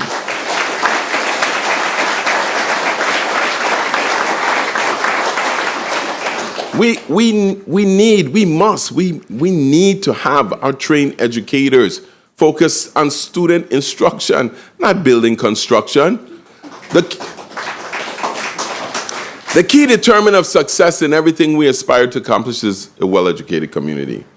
The Virgin Islands Department of Education is actively implementing its strategic plan to enhance public education. This plan focuses on 4 goals, all of them related to student achievement. 1, ensuring we have quality schools. 2, fostering an effective education that produces self-sufficient adults. 3, engaging our families. And 4, building a supportive community. Each of our schools have developed improvement plans detailing strategies to enhance students' performance, with $250,000 allocated to each principal to facilitate that implementation. That's a far cry from the $25,000 they used to get in the past.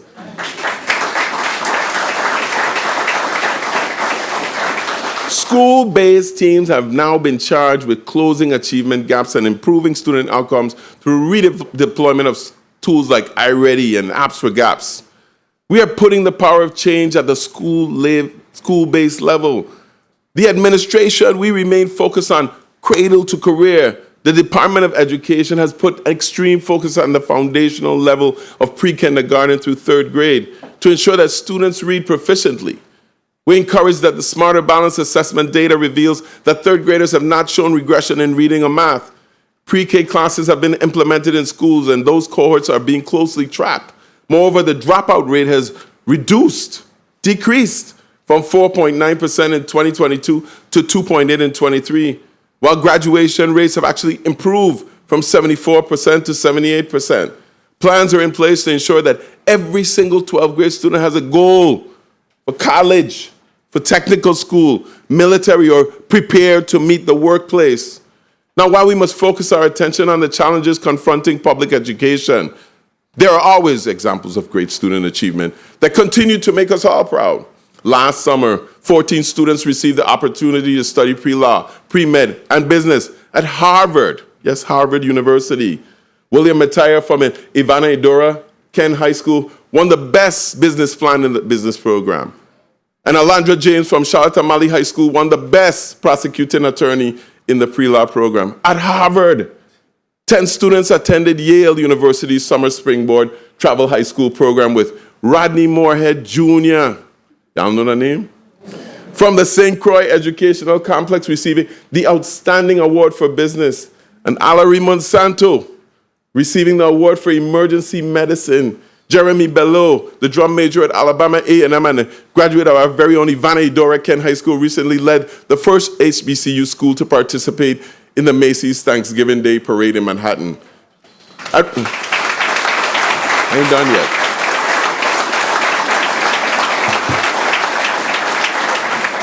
We're going to talk about the stars tonight. We always talking about the bottom. At Ricardo Richards Elementary School, Miss Alicer's 5th grade scholars have been on an incredible journey of discovery by designing and building their own cars. Utilizing a systematic approach to design, these young minds are bursting with excitement and enthusiasm as they delve into the world of engineering. These are our children, and they are excelling everywhere.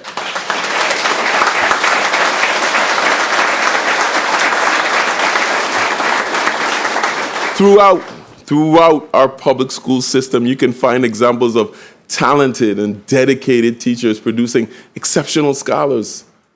This evening, we have 2 of the finest examples with us. Ms. Chevelle Simeon, an advanced placement English literature composition teacher at Charlotte Amalie High School, who has been honored as St. Thomas St. John's Teacher of the Year, and Ms. Chiselle McConnell, a foreign language teacher and a department chair in the foreign language department at the St. Croix Complex High School, who has been recognized.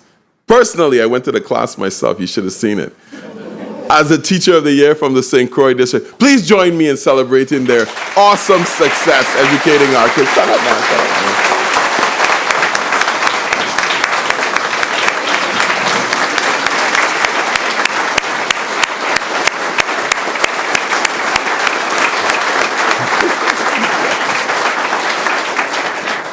I made sure I went this year to the classrooms. I didn't want it to be the first time I met them.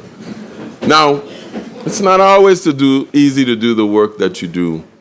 And we all know that the conditions are real challenging. But our best and our brightest teachers persevere and find a way to be brilliant every day. We continue to invest in early childhood care and education.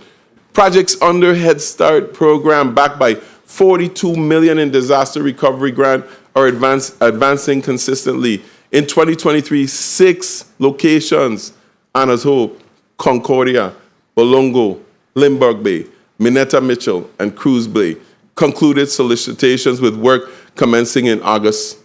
Demolition is underway and completed for most of these facilities, with contractors working to complete construction of 6 brand new Head Starts this year. Yeah. Y'all think nothing know me going on, eh? A large part of our continued strategy to ensure that our graduates are both college and career ready is the Jobs for America's graduate program. JAG is a national nonprofit that deploys a model in 40 states, designed to keep young people in school through graduation and improve their success in education and career. As the vice chair, as the national board of directors, I am extremely proud of this program and the success that they have across the territory and nationwide. We now have 8 programs, having doubled in size under my administration. The Leadership Development Conference saw the participation of 186 students. 120 seniors will participate in a paid 12-week work-based learning partnership with the Department of Labor. The Virgin Islands has received awards for its outstanding performance for 2 consecutive years, highlighting the significance of investing in our students for the future. That is what we did when we started the GVI Financial Fellows Program. We offered young people just out of college the opportunity to gain real-world experience with a big paycheck, $55,000 a year.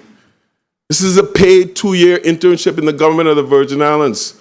The first cohort of students graduated last year, and numerous of these graduates of the program are already finding success in permanent jobs. Young people like Department of Human Services financial analyst Robert Tirado, in Office of Disaster Recovery, financial analyst Linique Williams. Stand up, let them see who you are. You're young people.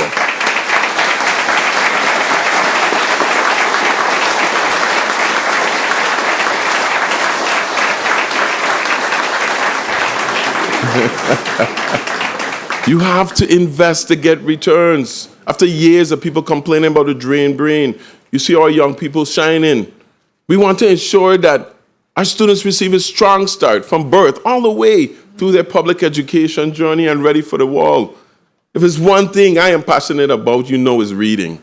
In 2024, we began a campaign to bring our library facilities back online. We will continue to champion programs to promote literacy, provide flexible spaces for community engagement, and bridge the digital divide by providing easy access to online resources. Again, so excited. Our goal is for all library facilities to operate at extended hours and weekends. I'm pleased to announce this evening that after receiving $1.8 million in extensive repairs and hazard mitigation measures, the Florence Williams Library in Christiansted is reopening in February.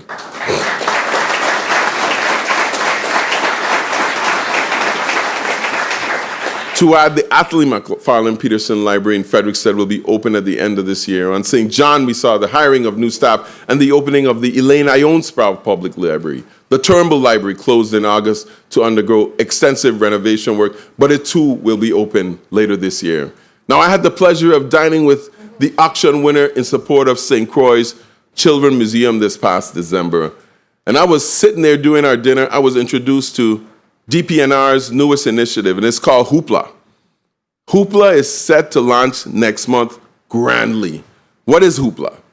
It hopes to bridge the digital divide by putting our Virgin Islands Public Library at the fingertips of every Virgin Islands student and adult. With just a library card, everyone will have access to borrow and enjoy audiobooks, ebooks, comics, movies, and so much more. And all you will need to access this platform is a screen for free. Tonight, it pleases me to say that as of March of last year, the JFL North Temporary Hospital Facility opened on St. Croix. This state-of-the-art $130 million facility accommodates St. Croix's residents during demolition and reconstruction of the Governor Juan F. Louis Hospital. Currently, there's still 4 additional projects necessary for the complete decommissioning of the former hospital. Once completed, the demolition of the existing storm damage structure can begin. This past May, FEMA announced that they have allocated over $800 million towards the new permanent facility. The Department of Health is currently managing more than $300 million in disaster recovery projects. These were awarded for the rebuilding of 4 different facilities. The Women, Infant, and Children Center at New Handsome, which is complete. The WIC building in Frederiksted, which is under construction. The Charles Howard Memorial Complex, which is going through demolition, and the Eldra Shelterman Mental Health Facility on St. Thomas, which is in design. We are eager to start serving our residents in these new and modern health spaces. In 2023, after a successful battle with COVID-19, with more than 56,000 Virgin Islanders immunized and minimal loss of life, we transitioned from pandemic to endemic. However, COVID's impact exposed long-standing health disparities, emphasizing the urgent need to fundamentally change the way health programs are delivered. The future of public health is centered on health equity, predicting and preventing illnesses at the community level, lessens the disease severity that will serve to reduce the economic burden of our healthcare, most namely the unfunded care at the hospitals. The pandemic also pushed us into the digital age, with public health increasingly dependent on automation and integrated systems for comprehensive program and service delivery. Today, the Department of Health and our Office of Health Information Technology are actively reimagining the public health landscape in the territory. We are making progress in making healthcare more accessible to our residents. For the first time in decades, residents in the territory have access to individual health plans from the newly admitted insurance carrier, Caribbean Group. This means an individual without belonging to an employer's group plan can get insurance. This insurer will offer individual private medical care insurance coverage, filling the long-standing void in the health insurance market. We are excited about the potential for this development to reduce the uninsured population. Lieutenant Governor Tregenzeri Roach and his staff have done an excellent work in searching for this opportunity for us.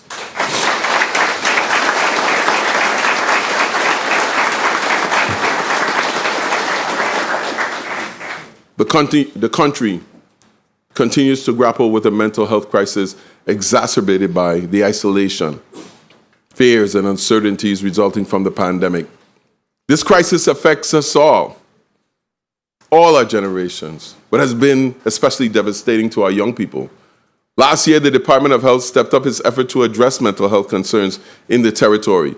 DOH held its annual Children's Mental Health Summit territory-wide to engage stakeholders in developing solutions. The behavioral health clinic saw 790 patients and made school presentations to more than 3,800 students across the territory. Overall, our behavioral health outreach efforts have touched over 23,000 individuals as of November 2023. Last July, the National Suicide and Crisis Lifeline launched 988 as nationwide. Easy to remember, the 3-digit dialing code for people in crisis. The Department of Health has implemented the 988 Lifeline. 664 contacts were made to the line from Virgin Islanders between January and November alone. The Lifeline connects those experiencing a suicidal crisis or mental health-related distress to confidential emotional support from the counselors. The goal this year is to hire interventionists to allow for local answering of the lifeline. If the 664 contacts made to this number this past year do not alarm you, then the 4 confirmed suicides we had last year should. Never before we've seen this in the territory. But perhaps the greatest public health challenge facing our community is the persistent epidemic of gun violence. Tonight we honor the memory of Detective Delbert Phipps Jr., who was killed in the line of duty on July 4th. Last year, we revere his selfless sacrifice and dedication to the service and his service to this community.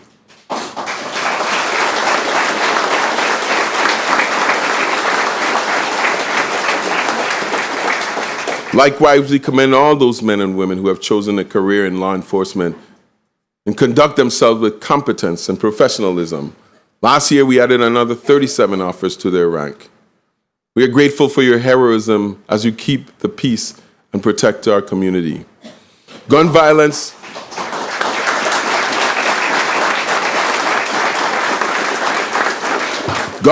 is the leading cause of premature death in the U.S. for African Americans between the ages of 15 and 24. We are witnessing individuals in our community with a complete inability to control their anger or to resolve conflicts with civility. It is an urgent behavioral health concern for predominantly brown and black communities like ours. We understand the trauma and the fear and anxiety that many of our residents live with because of violent crime. We have heard the community cries for more prevention programs and work support for our young people. Our focus has been proactively intervening in the lives of people who are most at risk of being either the perpetrators or the victims of violent crime. The Office of Gun Violence Prevention has taken on the challenge of addressing the root causes of gun violence in our communities. This work involves planting the seeds to facilitate the long-term reduction of violence by mentoring at-risk youth, conducting community activities, making presentations in our schools, and assisting individuals with getting gainful employment and getting their lives on track. The office maximizes its effectiveness through partnerships with Project Safe Neighborhoods, the National Network for Safer Communities, various government departments, and others. In the short term, the Office of Gun Violence Prevention conducts walk and talks on the turfs, assists parents with unruly children, and intervenes in incidents to prevent retaliation. This past year alone, the Office of Gun Violence intervened in at least 6 potential retaliatory attacks that could have led to further violence and potential homicides. They have de-escalated numerous conflicts and prevented them from coming to violent conclusions. It is always difficult to quantify the bad things that didn't happen. But if even one homicide was presented, isn't it worthy of our acknowledgement and our support?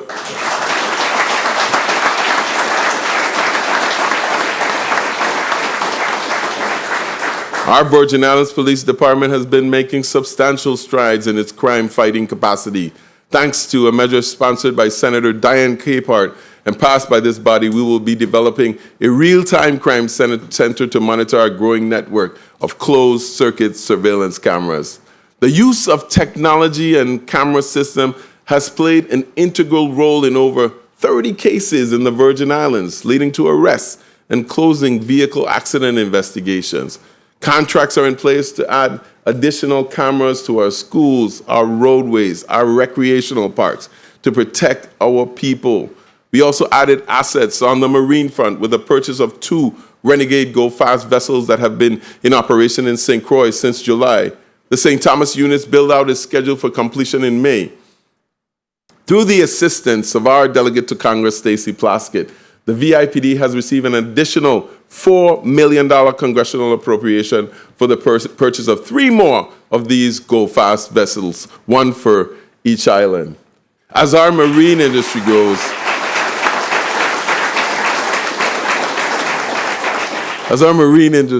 so should our enforcement capacity. But a large part of our crime prevention strategy is focused on discouraging convicted criminals from reoffending. We know that when provided with the appropriate support, previously incarcerated individuals can transform to rehabilitated citizens who contribute to our workforce. We have partnered with Aligned Community Inc. to ensure inmates get the wraparound services they need to be productive upon release. They will get workforce training and assistance with career placement. In addition, they will receive mentorship and counseling and be part of a cohort where they will receive additional support from peers and professionals on their transition back into society. This program complements the reentry program that begins in the Bureau of Corrections. The equine therapy program, which began last August, harnesses the therapeutic essence and our cultural love of horses. This groundbreaking program at the John Bell Correctional Facility has witnessed its first 11 graduates having experienced a journey of emotional healing and personal growth. The Bureau has also collaborated with Happy Homes to unveil the first transitional home on its campus. They actually have houses on campus at the correctional facility, with 2 more on the way. This is significant because sometimes when inmates are released, they don't have anywhere to go. Second chances don't just benefit the individual, they benefit our entire community.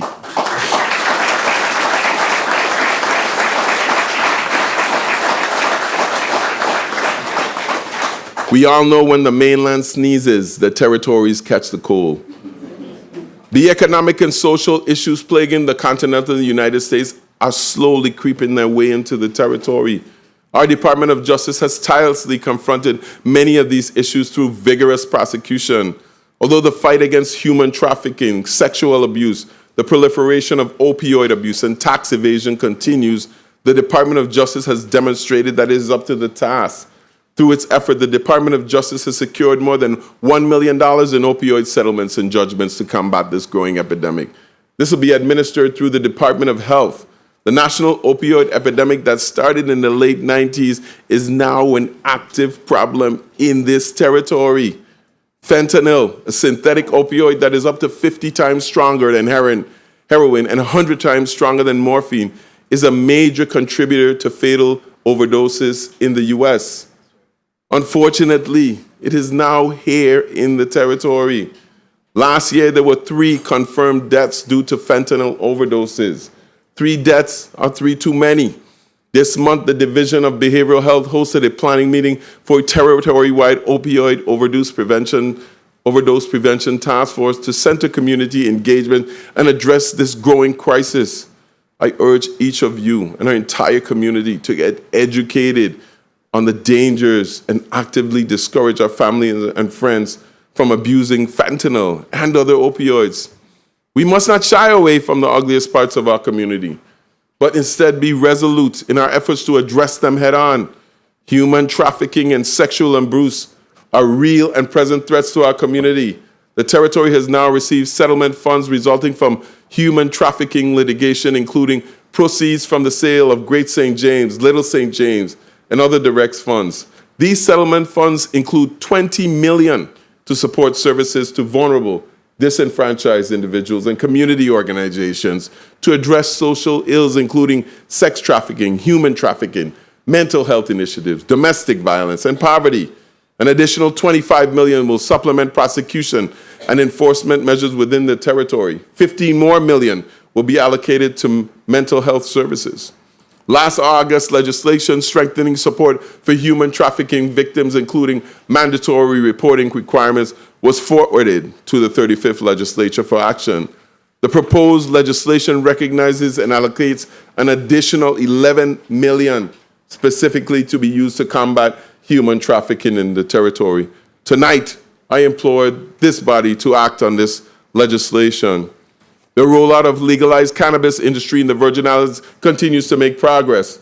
This administration remains adamant about bringing the growth, sale, and purchase of cannabis to a legal and properly regulated market. This includes the first of its kind in the entire United States, a pathway to legal cannabis for sacramental use. I have also recently submitted to the legislature pertinent technical amendments to 8680 to address some of the remaining issues with the existing law. Tonight, I am pleased to announce the launch of the Cannabis Registry Program, starting with the medical practitioners and sacramental organizations being allowed to register. This will be followed by patient and sacramental users to begin in early April. Additionally, just a few months ago, 50 Virgin Islanders participated in cannabis training courses, including horticultural training, extraction and manufacturing, and bud tending, ensuring that our community is prepared and educated to take advantage of this industry. By early September 2024, we expect to issue the inaugural license for dispensaries, cultivation, and processing. Finally, the need to ensure that everyone can participate in this new industry makes the work of the Auto Expungement Task Force vital.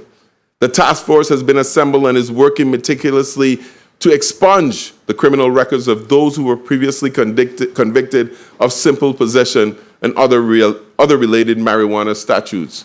We are utilizing the best practice from the experience of other U.S. jurisdictions to develop this industry in the right way. Since the creation of the Supreme Court in 2006, we have been served by 3 exceptional justices. As part of the continued growth of our Virgin Islands judiciary, tonight I wish to announce my intention to add another exceptional jurist to their ranks by nominating the Honorable Harold L. Willocks to be a justice of the Virgin Islands Supreme Court.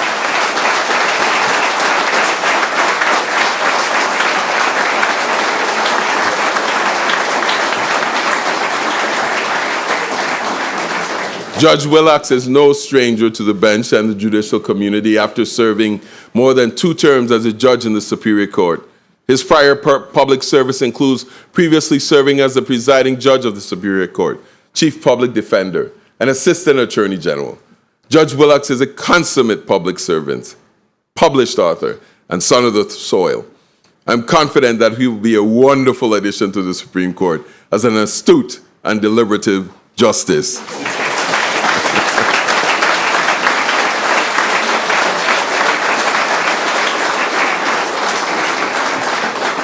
Last year, the Virgin Islands Housing Authority completed the renovation of 82 public housing units at Walter I. M. Hodge Pavilion in Frederiksted. Some of those units had been abandoned since 2000, 20 years. This is the first phase of the eventual renovation of 248 units at that site.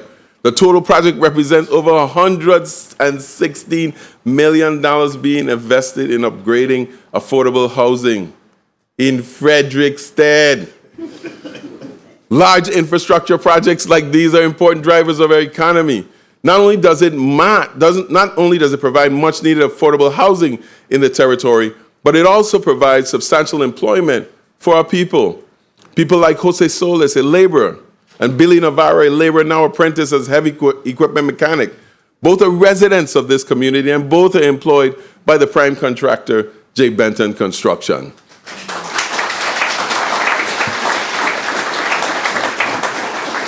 We are tireless in our home ownership for Virgin Islanders, and in our pursuit opportunities, we continue to promote our VI Slice program. VI Slice is a gap financing program administered by the EDA that helps eligible Virgin Islanders buy, build, and renovate their first home. It provides grants, not loans, grants of up to $200,000 for the purchase or construction of a home, and up to $100,000 for down payment and closing costs. Since the program's launch in October 22, the VIEDA has executed a memorandum of agreement with 6 local mortgage lenders. 2 of those lenders, Banco Popular de Puerto Rico and Merchants Commercial Bank, are offering construction loans. To date, VI Slice has helped 9 local families in the U.S. Virgin Islands purchase their first home. 7 have closed on St. Croix and 2 closed on St. Thomas. As of December, there are 147 applications for Homeowners Assistance Fund mortgage program, funded with $8.5 million from ARPA. The Housing Finance Authority paid out $918,000 in direct assistance to 70 qualified households. These funds provided relief for homeowners who experienced financial hardship during the pandemic and were used for mortgage reinstatements, mortgage payments, mortgage principal reduction, cases of foreclosure, delinquent property taxes, and insurance, just to name a few. We are steadfast in helping Virgin Islanders achieve and keep the goal of homeownership. The revitalization of our downtowns is a passionate goal of this administration. Last year, we were encouraged and helped tremendously by the private sector, whether it was Chris Pardo or Peter Zilke in Christiansted, Shamari Moorhead or John Alexander in Frederickstead, or Charles Kim, Uri Cohen, or Pash Daswani in Charlotte Amalie. Our private partners are stepping up. We continue to support their investments by installing modern infrastructure and public amenities that help sustain commercial activity. We remain dedicated to the ongoing enhancements to our towns and the surrounding areas. We successfully completed road rehabilitation, drainage, and safety improvements on all roads in Frederickstead, except for King, Queen, and Strand. Those 3 streets will finally be addressed this year with federal highway funds, finally eliminating the images of flooding streets with heavy rains. Christiansted has undergone extensive modernization of its underground utilities in the last few years. WAPA completed the replacement of its water lines in 21. Most recently, the Waste Management Authority completed a considerable upgrade of its wastewater system. That upgrade solves many issues we have experienced over the years with clogged sewer lines and overflowing manholes running sewer into the streets. Unfortunately, the constant excavation in the area has left the Christiansted roads in admittedly terrible condition. However, we must be reminded that progress is disruptive, and a period of disruption is necessary to make way for prosperity. To have resilient and modern infrastructure, we have to dig up a few roads. Having said that, the Department of Public Works is standing by with a contract in place to begin the full repair and pavement of Queen, Market, Prince, East, and Hill Streets in Christiansted as soon as this wastewater project is complete.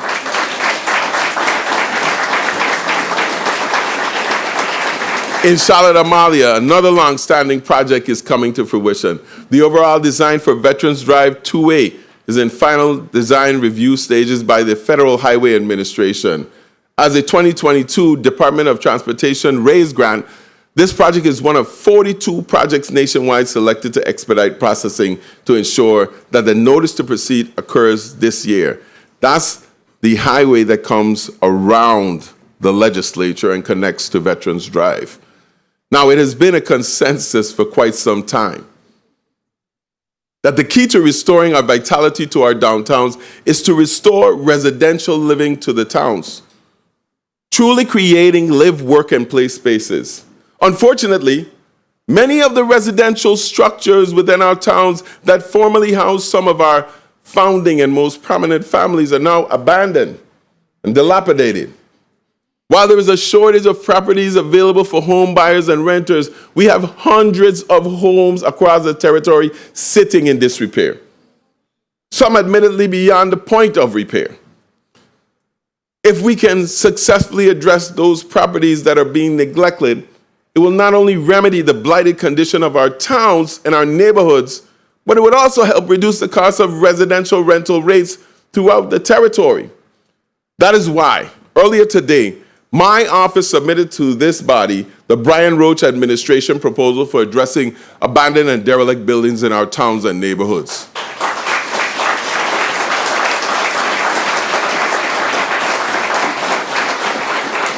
This proposal is rooted in a property conservatorship model that is designed to remedy blight while protecting communities from the ill effects of gentrification. Let me say that again. If we wanted to take the properties, we could. They owe taxes on them. We want to keep it in our families to protect our communities from the ill effects of gentrification. In developing this proposal, we have gathered public and private stakeholder input. We held public town hall meetings in both districts. Finally, after presenting the concept, we continued to gather public comments until a final draft proposal was prepared. I want to thank all the engaged residents who took the time and effort to read the draft and proposal and formally submit comments. They were good comments. But the proposal now before the Senate reflects broad input and consensus on an approach tailored to meet our community's needs and concerns. But before this proposal was even publicly distributed, there were attempts to politicize the matter with misinformation and fear-mongering. Some attempted to put a cloud of suspicion over the proposal and build opposition for the sake of opposition. However, buried in all of that noise was a real and legitimate concerns regarding potential gentrification of Virgin Islanders being dispossessed of their properties. I heard those concerns, loud and clear. I also heard from Virgin Islanders who own property or have property in their families that they would appreciate seeing it restored. Those who want to do right by the property they have inherited. Those who know their siblings will never agree on a path forward, or that the absentee property owner is unconcerned and oblivious to the conditions of the property back home. All these voices were heard, considered, and ultimately resulted in the proposal which is now before the legislature. Some have suggested that this matter is too controversial and complex to successfully build consensus. I disagree. We are all motivated to solve a problem that is becoming increasingly obvious and persistent. It's not just a matter of the properties being held up in probate.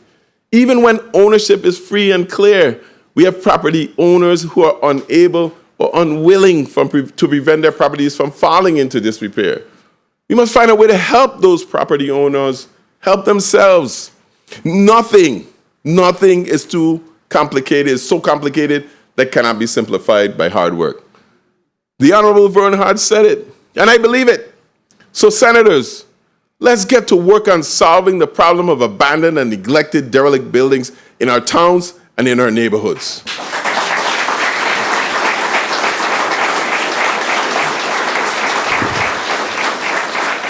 I look forward to the legislative hearings to come. If you need me to come down here, I'm ready to stand by too. We stand ready to testify on our proposal and work along with you to develop the best solution for our people. On July 3rd, we celebrated the 175th anniversary of the emancipation of enslaved Africans and their descendants in the Danish West Indies. The Emancipation Commemoration Commission organized a year-long observance of the events and implications of that historic occasion. I want to thank the Commission's chair, Carol Burke, Senator Carla Joseph, and the other Commission members for ensuring that all residents of this Virgin Islands acknowledge this critical and momentous part of history and the evolution of our people.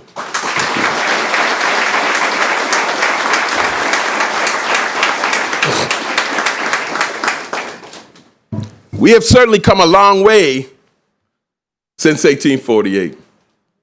Many of us are the descendants of enslaved Africans that resided right here in the Danish West Indies, on the United States mainland, or elsewhere in the Caribbean. As a people predominantly of color, we have progressed tremendously from the inhumane cruelty and unforgivable sin of chattel slavery. In fact, we may have progressed so far over the years that we now take some of those gains for granted.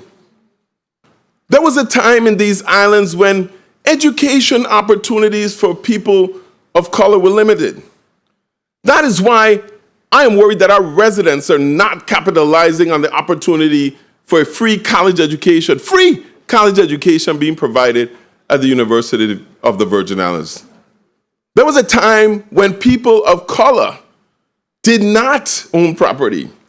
Each successive generation of residents of these islands strive to make property ownership much more attainable.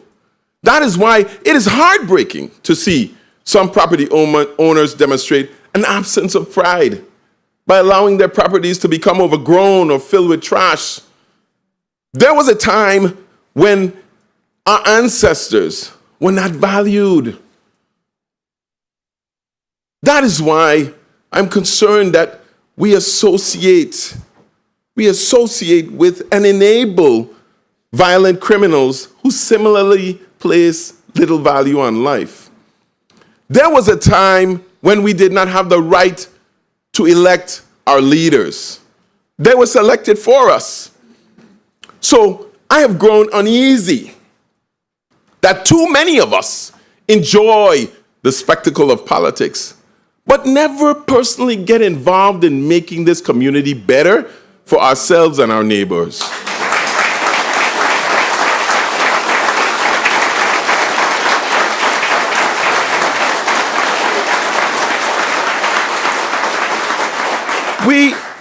We have certainly earned the right, through many years of struggle, to choose to have a callous disregard for history and the sacrifices of our ancestors.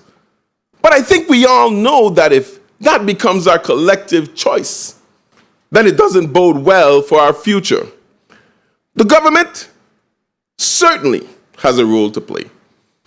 And as government leaders, we must see to the well-being of all Virgin Islanders.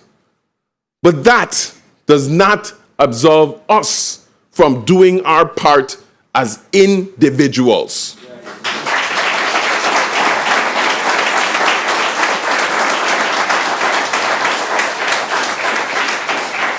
From my first State of the Territory address to this present moment, I remain very optimistic about the future of these islands. I firmly believe luck is when opportunity meets preparedness.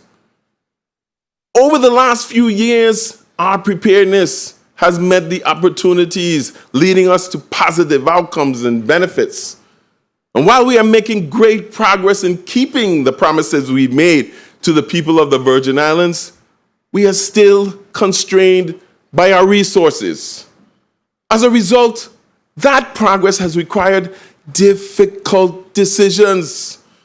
Whether you're the head of your household or the head of state like me, leadership requires setting priorities and making uncomfortable but prudent decisions. To save the GRS system from insolvency, we have had to forego the revenues generated by the rum excise cover over and the capital projects they funded.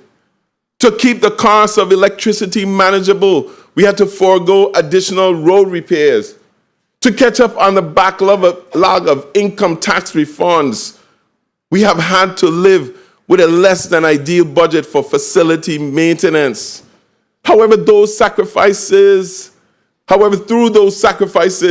our commitment has always been and will continue to be to provide the best possible quality of life for Virgin Islanders and to create abundant opportunities for Virgin Islands prosperity.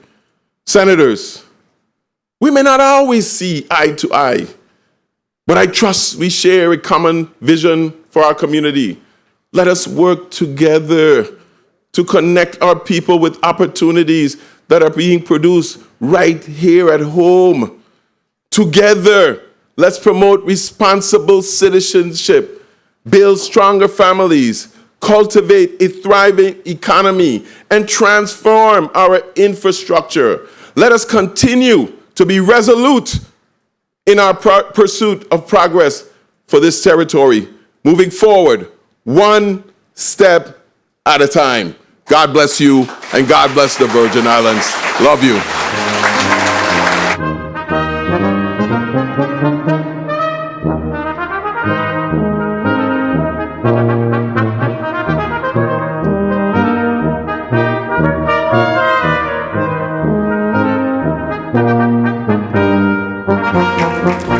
Please remain in place until the governor leaves the chamber. Thank you very much, Governor, for your presentation on the state of the territory this evening. God bless you as well. Please be seated.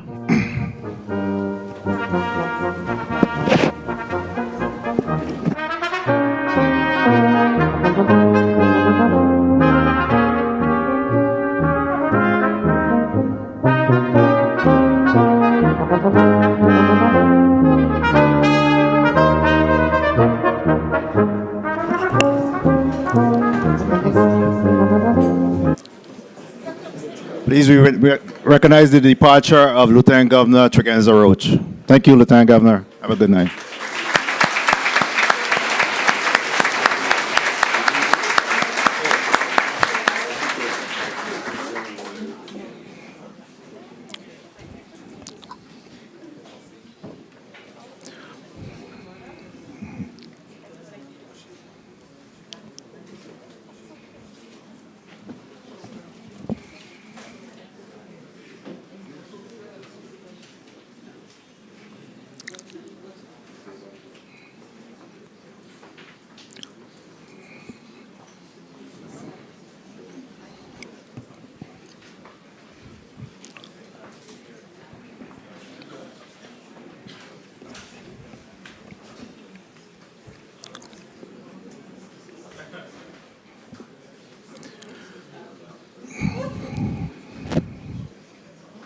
At this time, we will recognize the departure of our delegate to Congress, Stacey Plaskett.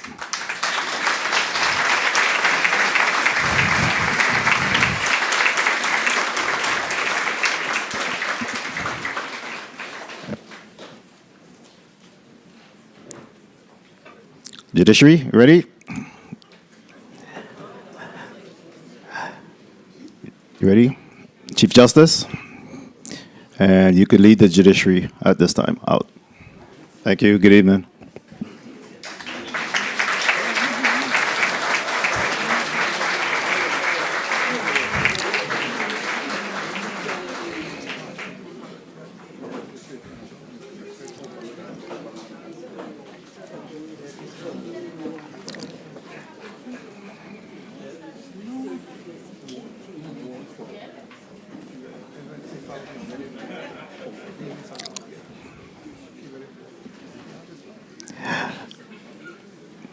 And they'll be followed by the governor's cabinet, again led by Chief of Staff Carl Knight.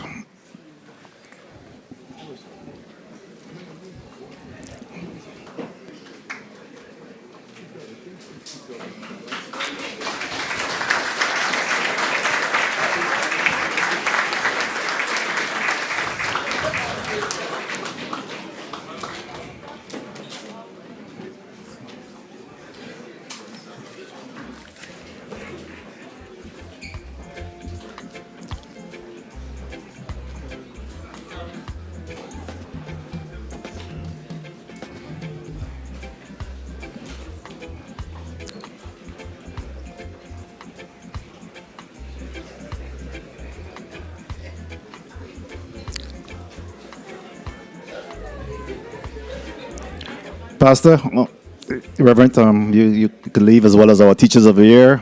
You can just follow right behind the governor's cabinet.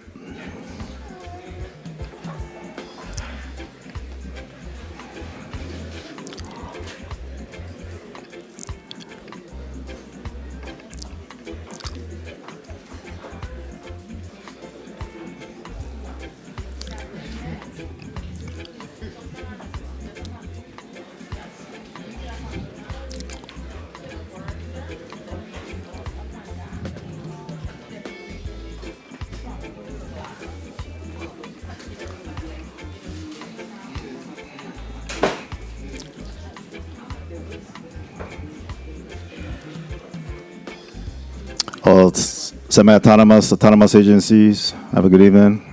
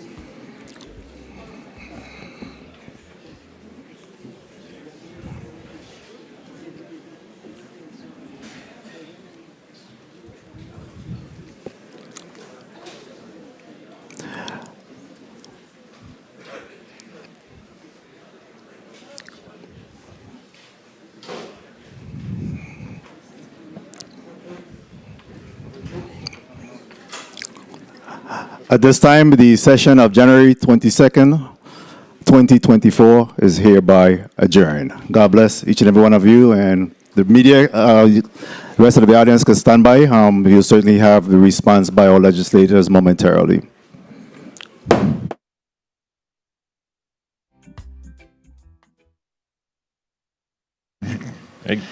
What do you think? What do you think? What do you think? We just got through the governor's state of the territory. Lot of information. Whole lot of information. What are your thoughts? What are your initial thoughts? Initial thoughts.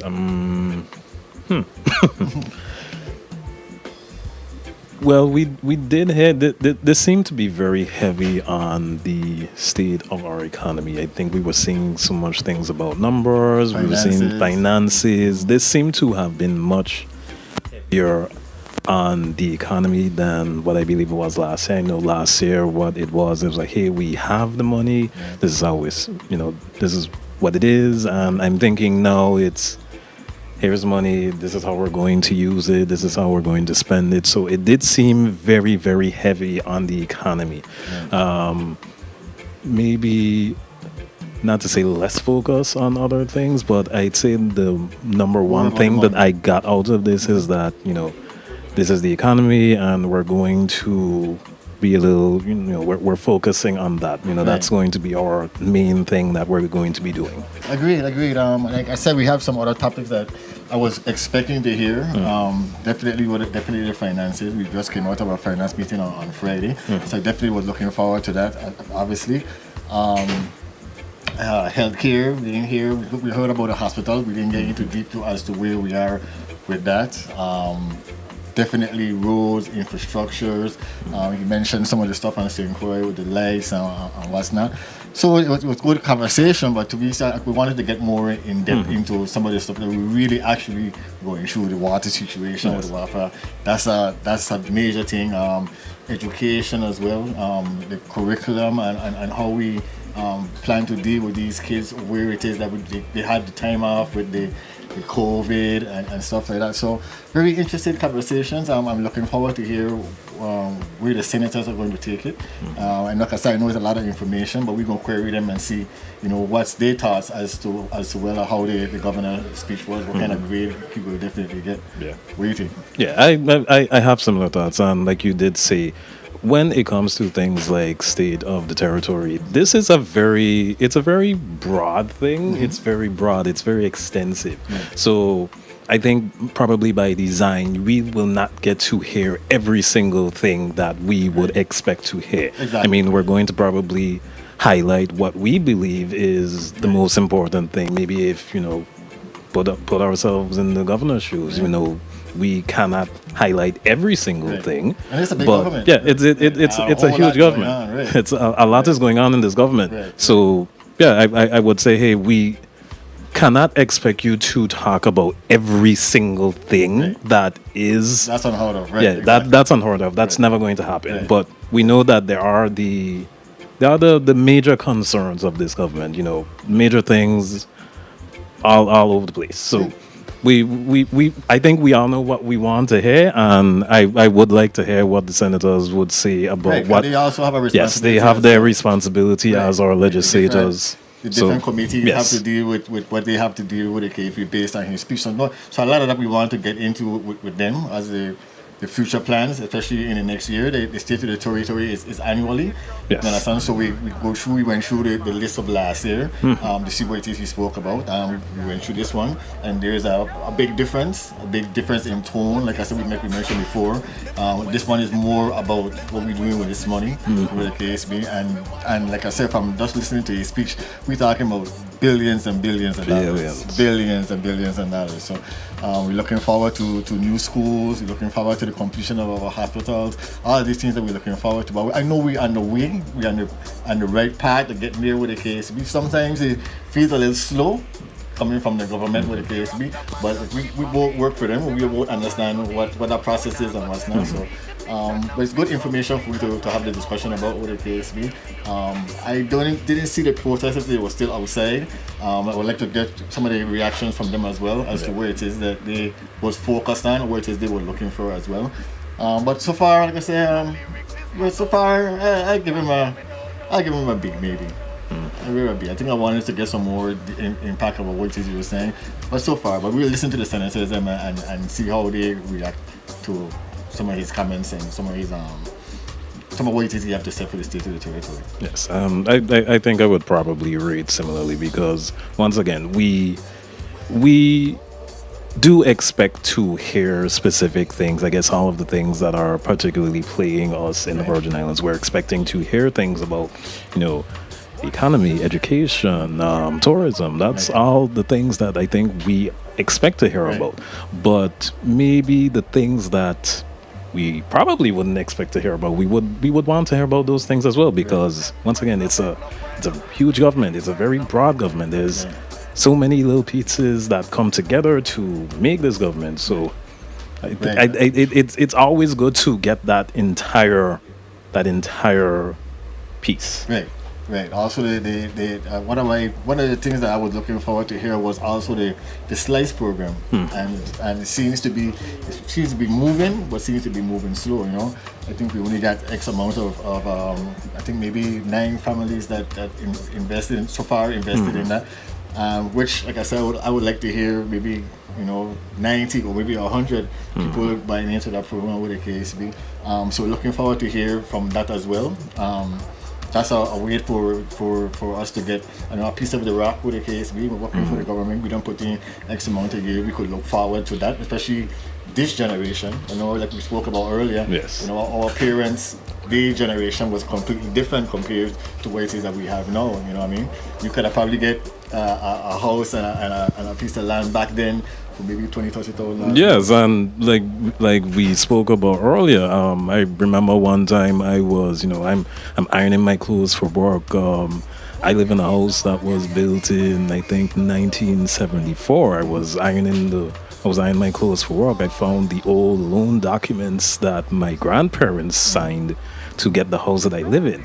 And I believe the loan document was for about $40,000. Right. And Right. let's be honest, I don't think you can even buy a house for $40,000 in the Virgin Islands now. Yeah.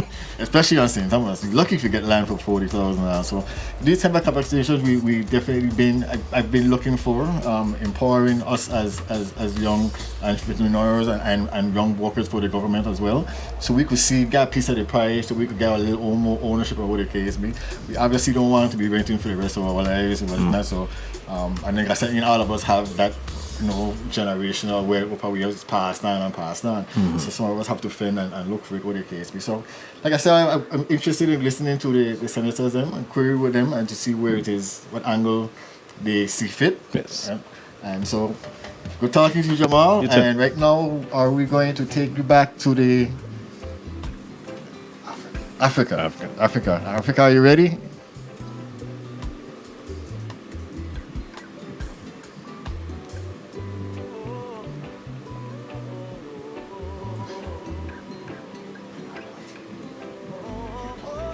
Okay, alrighty. All right, so like I said, right now we're looking forward to interview the senators and to see, like I said, what their thoughts are. I know it was a lot of information. I know a lot of this stuff will be hard for them to remember everything, but just the basic stuff that we figure that we need to get out there and what's not, and then hear what they take on it is. And I know you also have a rate because you have to rate and you have to go through all this as well. So, but like I said, so far so good. So far so good.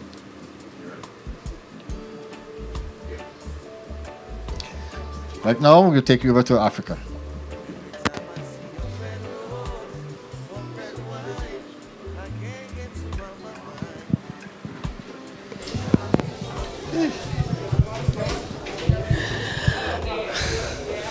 Are you ready?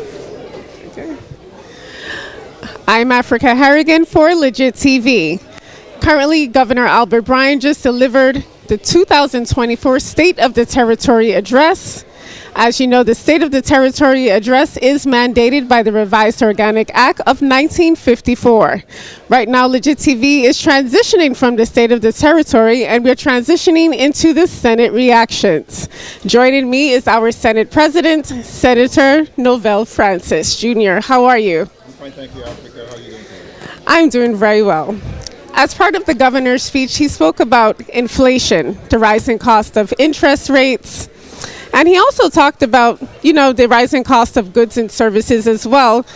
The volatile global condition is a bit declining, but yet the governor stated that there's economic growth and the territory economic condition is pretty resilient. What are your thoughts? Well, what I gather from the governor, again, of course, he spoke about the that we're resolute as a territory, and I must say that while we're resolute, I think that we're more resilient than anything else. We continue to fight against the challenges that we're experiencing. In respect to the economy and the inflation rates, yes, I would agree that we're not in a unique situation. That in fact that we have inflation that's now trickling down into the Virgin Islands, and we have been able to continue to increase our revenues. However, that's being challenged again by the increasing costs. While he spoke about some of the increases that we have seen, one of those areas is certainly food. Yes. There is a significant increase in the food prices, and again, it's not that's unique. across the territory. It's not unique just to the Virgin Islands. I mean, it's across the board, across the nation as well. Yes. But the public's perception, and when we talk about the availability of liquid assets, it presents some challenges for individuals. He spoke and he used the example that $100 yesterday is now $120 today. I think it might be even a little bit more that we're seeing, but nonetheless, we have to fight against those challenges, and we as a government will have to find ways to perhaps subsidize and assist those individuals that continue to see the hardship. We have unfortunately we no longer have all of the federal assistance that we have seen, the pandemic funding, the SNAP programs and those areas, so obviously people are starting to feel it in their pockets. So that's a problem for us. And those federal programs was really significant. It really helped out a lot of people here in the territory financially. But let's move on to WAPA. WAPA is in the process of completing their waterline rehabilitation projects on St. Croix. As you know, that project consists of underground construction, replacing corroding pipes, and replacing them with PVC pipes. As our Senate President of the 35th Legislature and as a resident on St. Croix, how satisfied are you with the progress? Well, WAPA continue to be a challenge for all of us. Certainly we saw, and of course we have the issue on the energy side as well as the water side. Recently with the water crisis, and the governor indicated that in fact the state of emergency and as it pertains to the water will be over come tomorrow, but we still do have some situation, and advisory should continue to exist where individuals should not be drinking the water. While you talk about it being rusty, brown, and corroded, that is a problem. I don't believe that individuals can consume that water. That I provided some funding and $350,000 when we had the water crisis to be able to assist in providing bottled water to our community that was most affected. I'm hoping that we could find some additional revenues or additional funding to be able to continue to support that, because it's unfair and unacceptable for individuals to consume that water. And very quickly, I'm about to conclude this interview, but I can't help but steal something out of your playbook. Yes. What is it about the governor's speech that keeps you up at night? Well, I'll tell you that, he touched briefly on the behavioral health issue and how we're improving that. I believe that, we're all in this together, and, we have to, now that we have heard from the governor in regards to the state of the territory, what is very consistent and constant on my plate right now is the lack of vendors payment. We have $89 million on our streets, and of course we know that if vendors are not being paid, then we can't collect taxes. So we have a lot of our community members, our local vendors, that's really complaining of the fact that they have not been paid for the last several months. And like I say, $89 million. We have to find a way to close that gap and be able to get our vendors paid up as soon as possible, because that trickles back into money circulating within our economy. So what keeps me up at night right now is the economy, and of course the fact that our vendors are not being paid, as well as the retroactive paid that we committed to paying our retirees as well as our active workers. We want to make sure that we're seeing that payment going into our government employees for the retroactivity. Thank you so much for the interview. Alwyn?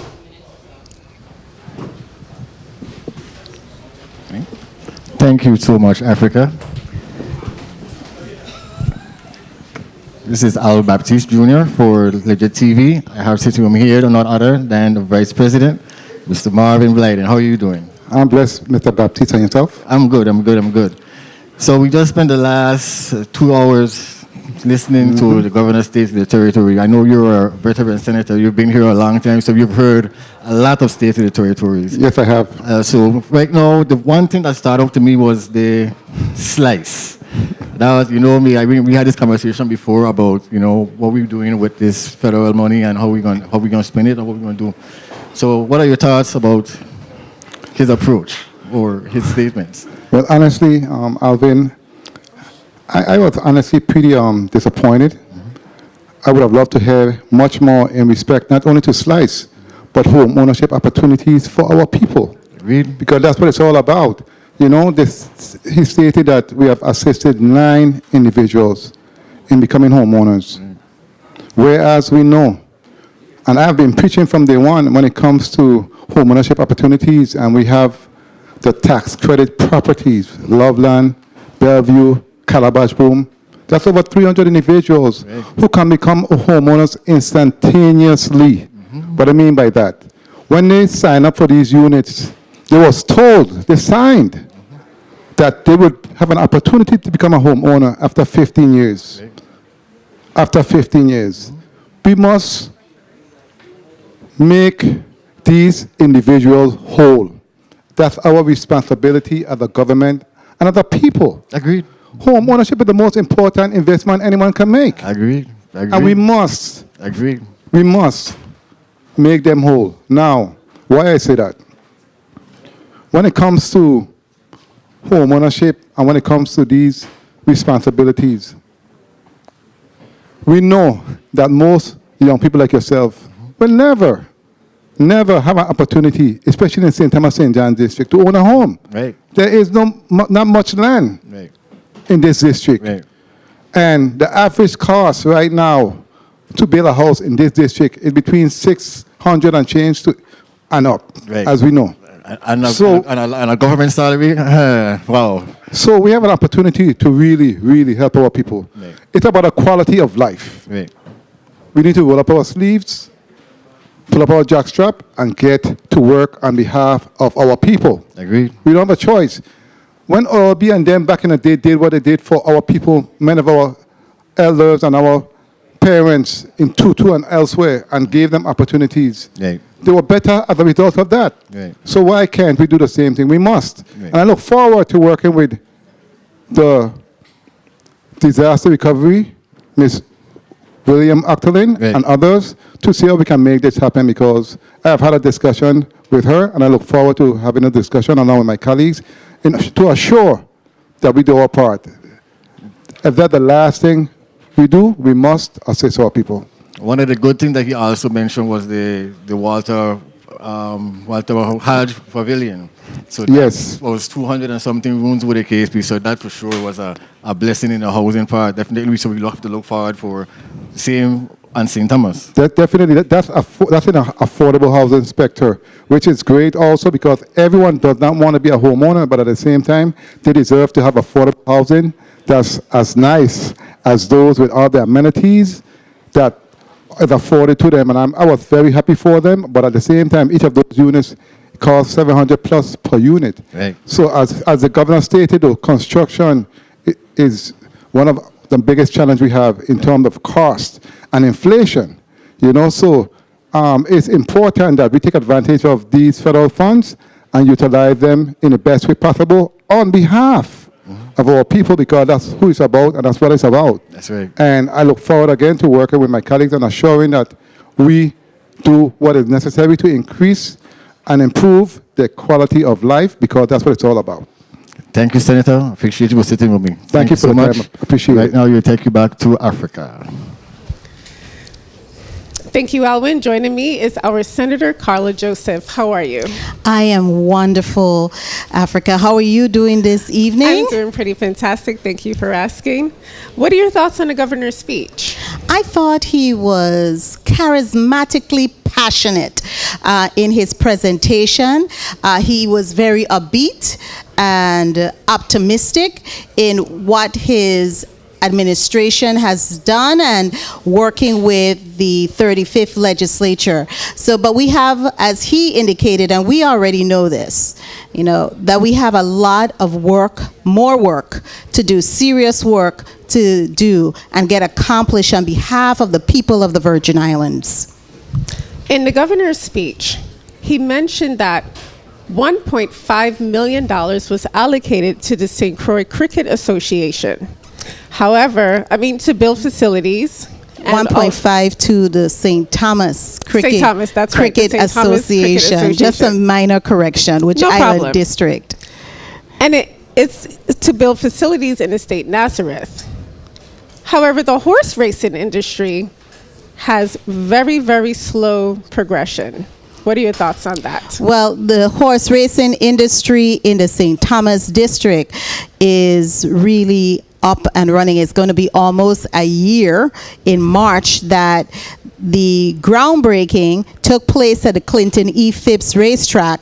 And so the governor, in his State of the Territory remarks, hit on a big, major economic boost for our islands with the hope of having horse races for 2024 Carnival, St. Thomas Carnival. So definitely we should see some additional revenues coming in to help our coffers, as well as to make whatever outstanding vendor payments that we have. So I'm very happy about that. I stood strong on supporting horse racing. In fact, this past legislature, the 34th, we appropriated some monies to get additional equipment for the horse racing track here in the U.S. Virgin Islands, St. Thomas, Clinton E. Phipps racetrack. So I'm excited about that. I'm a huge horse racing enthusiast. And now let's talk about the cricket. The cricket. Let's talk about the cricket. The cricket, which was named after one of my mentors, the cricket field in Estate Nazareth, which is named after my mentor, George E. Goodwin. Cricket field, we are hoping to see that, because what we're looking at is a very key industry, and that will be sport recreation. So definitely we want to work on that. Just very quickly, was there anything in the governor's speech that you wanted him to talk about that he didn't mention tonight? Well, as usual, I didn't hear nothing about agriculture. We just had the Bordeaux Agriculture, Rastafari, Food Fair this past week. I saw the lieutenant governor there, nothing about agriculture. And so I'm very concerned. The legislature passed the agriculture plan. We've supported it consistently. The University of the Virgin Islands produced an agriculture plan, which we are working on, and they're working on. And we just had a whole opening of the Agriculture Business Center at UVI. And nothing was said about that. We have to be serious about agriculture and being able to sustain ourselves with food. That's one of the things. But before we close out, because I look at your eyes and I know you're hinting, I really want to really say that we have a lot of work to do, but it takes all of us to get the work done, working cohesively and to find that common ground, because we all have the interests of the people of the Virgin Islands at heart. Thank you, Senator, and we know that you are a strong advocate for agriculture in the territory. Almost every interview that I've done with you, you've always mentioned that. Back to you, Alwyn. Thank you, Africa. I have here sitting with me the majority leader, Mr. Kenneth L. Gittins, long time friend of mine. How are you doing, Senator? I am blessed, and yourself? I am good. Good to Great. be sitting with you. Great. So let's start off. We're gonna go a different road. Where did you think the governor's state territory actually missed the dunk? Let's go that way. Let's go the opposite way. Where do you think that he didn't mention, or he didn't talk about? Well, not that he actually missed the dunk. Let me just say that I think that the address overall was upbeat. Okay. However, it did lack what I was looking for with timelines of major projects in the territory, and especially on St. Croix as well. And one of those areas is with the WAPA generators and the renewable energy system. Timelines on the actual implementation of these things. On St. Croix, you live on St. Croix as well. Right. I mean, there's so much detours on St. Croix with all the bridges You closed. know where to go. Exactly. I mean, thank God we know shortcuts, right? That's right. But there's no timeline on that either. Yes, we're seeing a little progress, but the thing is after election, everything stopped. Things started moving now, coming on to the address, and I'm thankful for that. Yes. But again, we lacked definite timelines for that and for the build of our hospitals and even the schools. And you also mentioned, I was listening to some of your you were fighting for WAPA, honestly, for the records of what's going on with the accountings and what's not. That's which is important because one thing trickles along to the next. Very important. And as I've maintained from way back when, this government does not have a money problem. We have a money management problem. And it is across the board. Especially with all these billions coming in now to do. Exactly. And we could boast about $1 billion and $1 billion. But the thing is we have to be able to manage these funds. Agreed. And every tub must sit on his own bottom. Exactly. Right. So people need to be held accountable so that we can get things moving and do the best for all Virgin Islanders. The quality of life for Virgin Islanders should be at the forefront. Agreed. We didn't even mention also, we just came out of St. Croix Festival, and we have maybe a crime-free festival, so I didn't mention that as well. That is good things, because we always hear the negative, especially when you get to a point where we start to gather. Yes. But we had an incident-free, nice for good with the case, so hip hop to the police department as well. Exactly, and since you went there, I want to also say that I was going to wait until my January 31st hearing to tip my hat to the Virgin Islands Police Department, but you brought it up, and I want to say publicly thank you, and I salute all of them for their hard work and keeping us safe through the festivities. Thank you, Senator. Amazing time. Thank you for sitting with me. Thank you so much. All righty. Back to you, Africa. Thank you, Alwyn. Joining me is Senator Angel Boquez. Junior, how are you today? I'm doing good. So in the governor's speech, he mentioned that the depleted cash on hand is causing significant delays to vendor payments. Recently, it was reported in the news that the government of the Virgin Islands owes $89 million to vendors. What recommendations do you have to mitigate that issue? Well, I believe that what we're experiencing is three problems. We have a collections problem. We have a procurement process, which the governor was talking about, trying to get the procurement process to be streamlined so that funds can easily flow through the economy. And we have a reconciliation problem in the sense of bank accounts and funds that have not been reconciled ever. And once we're able to fix those issues, then we'll start to see sort of the influx of the funds moving throughout the territory. Also, what we're also experiencing, in my opinion, is the levelization of federal funds that have been available to us for the past few years. Now we're starting to see the back-end effect of those federal funds being dwindling slowly. And of course, we want to infuse the economy, as the governor stated, so that we can bring the economy back up. What were your thoughts of the government speech overall? Overall, I believe the state of the territory started out gloomy. The governor mentioned a number of things or issues or concerns that have taken place and challenges that are before us.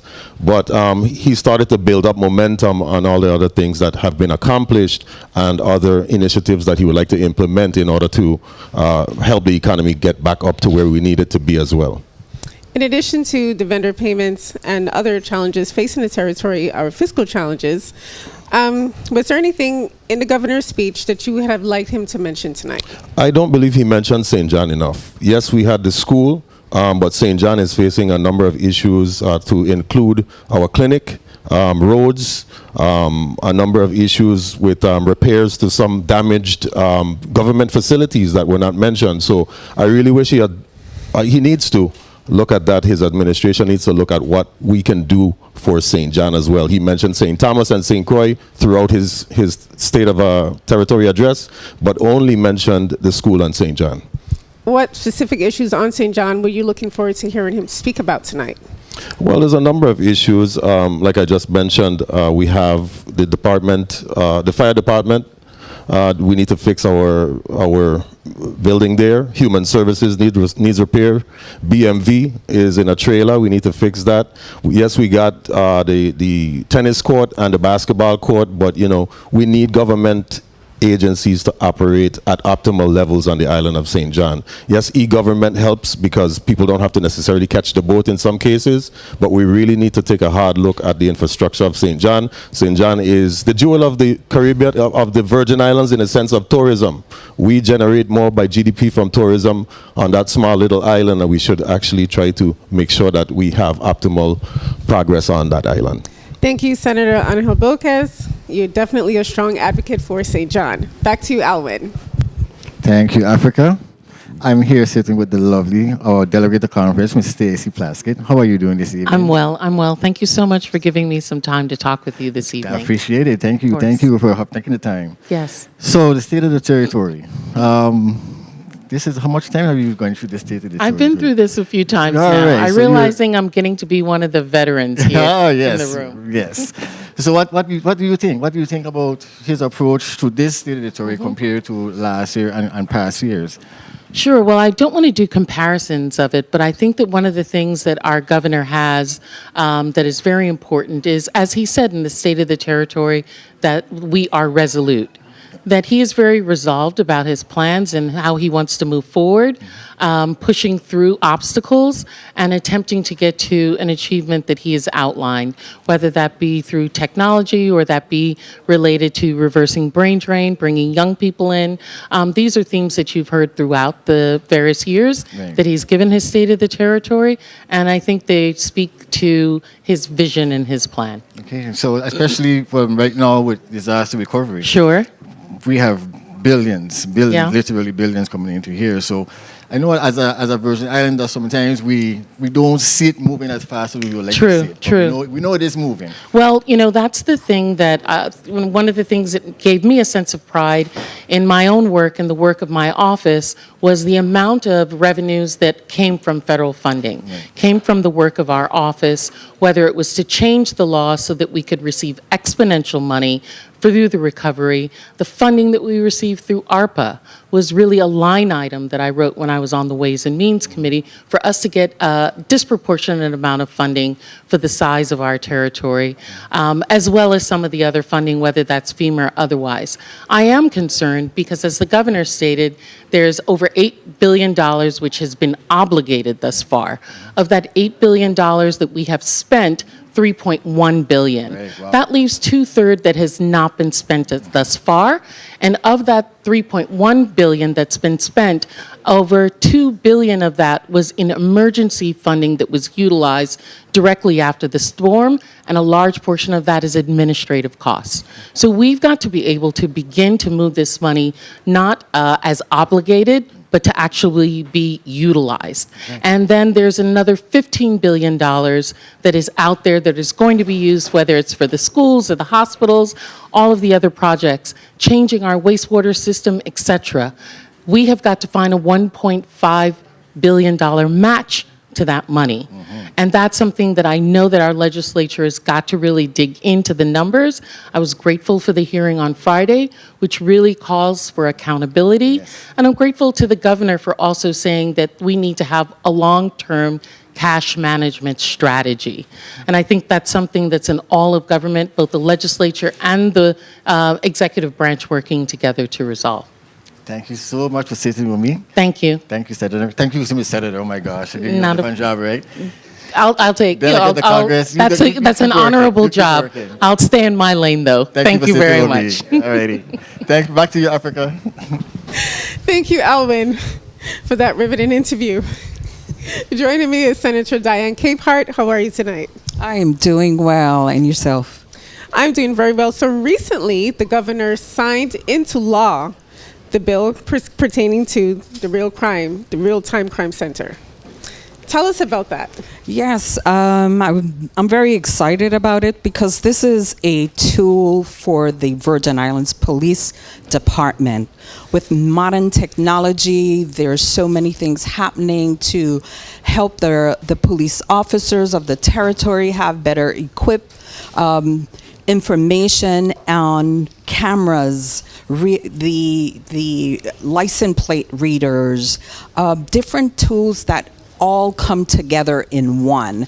And the Real-Time Crime Center was recently passed by the governor, so I'm very happy for the Virgin Islands Police Department having a tool of technology to help them fight crime. Was there anything in particular in the governor's speech that you wanted him to talk about tonight that he didn't mention at all? Well, retro. For the people of the Virgin Islands, they received some people received money, some didn't. Wanted him to talk about that also.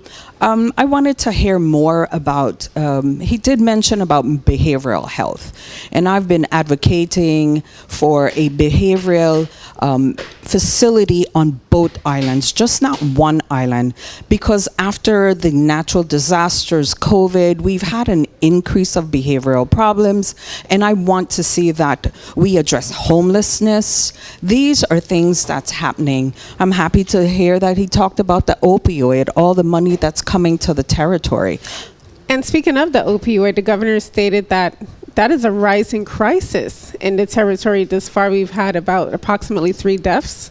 So, I mean, how do we mitigate those challenges? Well, serious education and outreach, that the community needs to be educated about what happens when you take opioid and how it can just change your whole life, your family's life. So I'm happy to see that the territory is getting money, but I want to be able to know that the money is spent within a reasonable time, just like all the disaster recovery projects that some of my colleagues mentioned. I would like to see timelines on that and money spent. That's what keeps me up at night, knowing from these hurricanes, we have not spent the monies that we need to spend. Thank you so much, Senator, for such a riveting interview. You were so passionate Yes, I am. in your responses. Continue Back to work. You, Elwin. Thank you.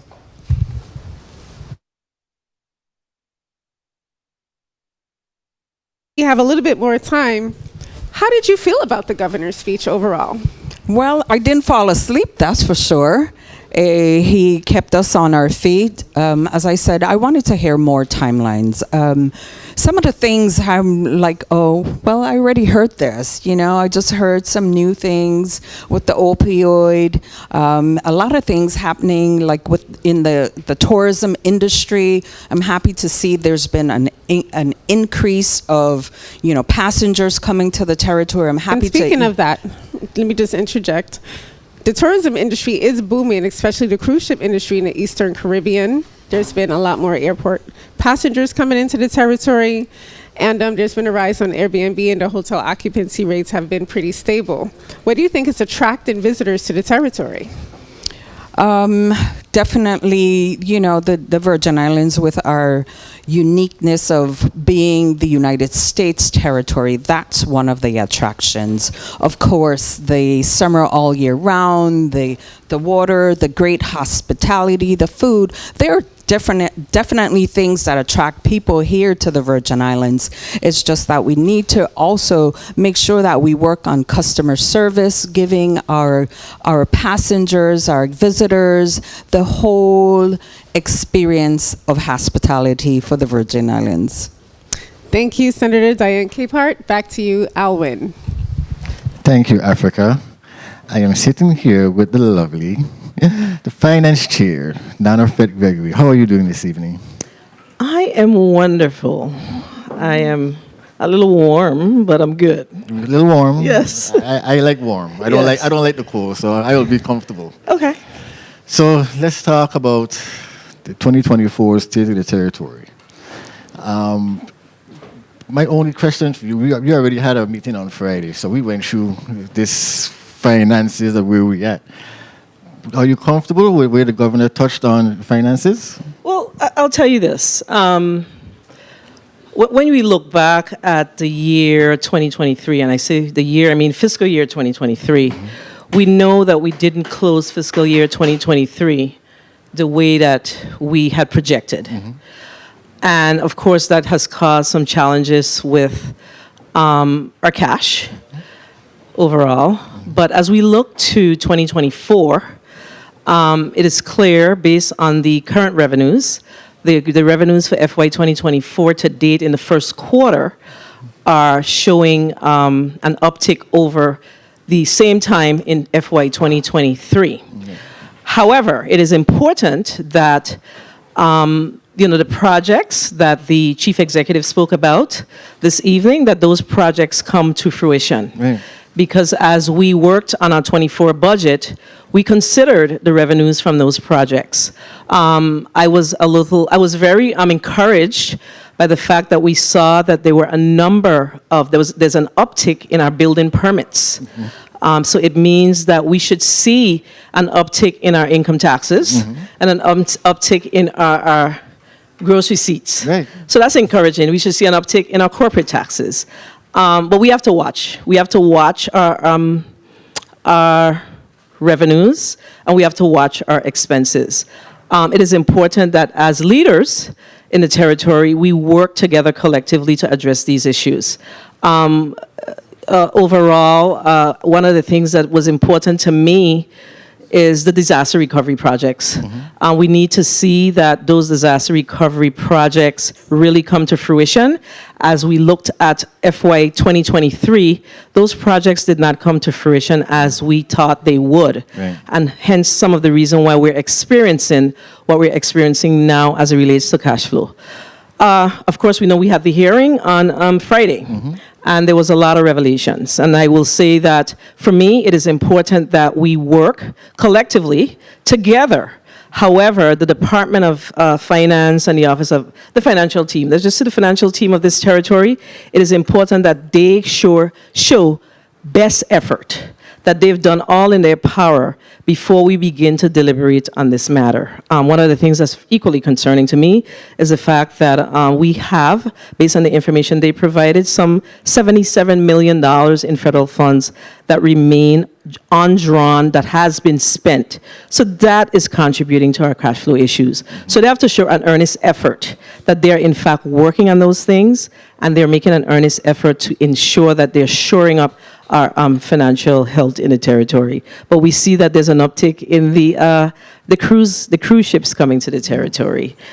We hope to see some more emplanements coming into the Virgin Islands. So overall, I am encouraged, but seeing is believing. Right. As you know, we've heard a lot of good things in the past, but I think what matters is, when the elephants fight, the people get trampled. So what matters here is that we really work with each other to really see and prove. We have to show and prove point at this point. So we want to see the fruits of our labor, and in order to see that, it matters that we work together to get that done. Amazing. Thank you so much for sitting with me. Thank you, Senator Gregory. Back to you, Africa. Alwyn, Thank you. joining me is Senator Milton Potter, Chairman for the Committee on. Disaster Recovery, Infrastructure, and Planning. And as it relates to your committee that you currently chair, what did you think about the governor's speech? Well, I think the governor, as usual, the governor presents a very optimistic tone, which is what you have come to expect from the State of the Territory addresses. I think one thing that really stood out to me as chairman of that committee was the governor's decision to move in a different direction with respect to the bundling of projects.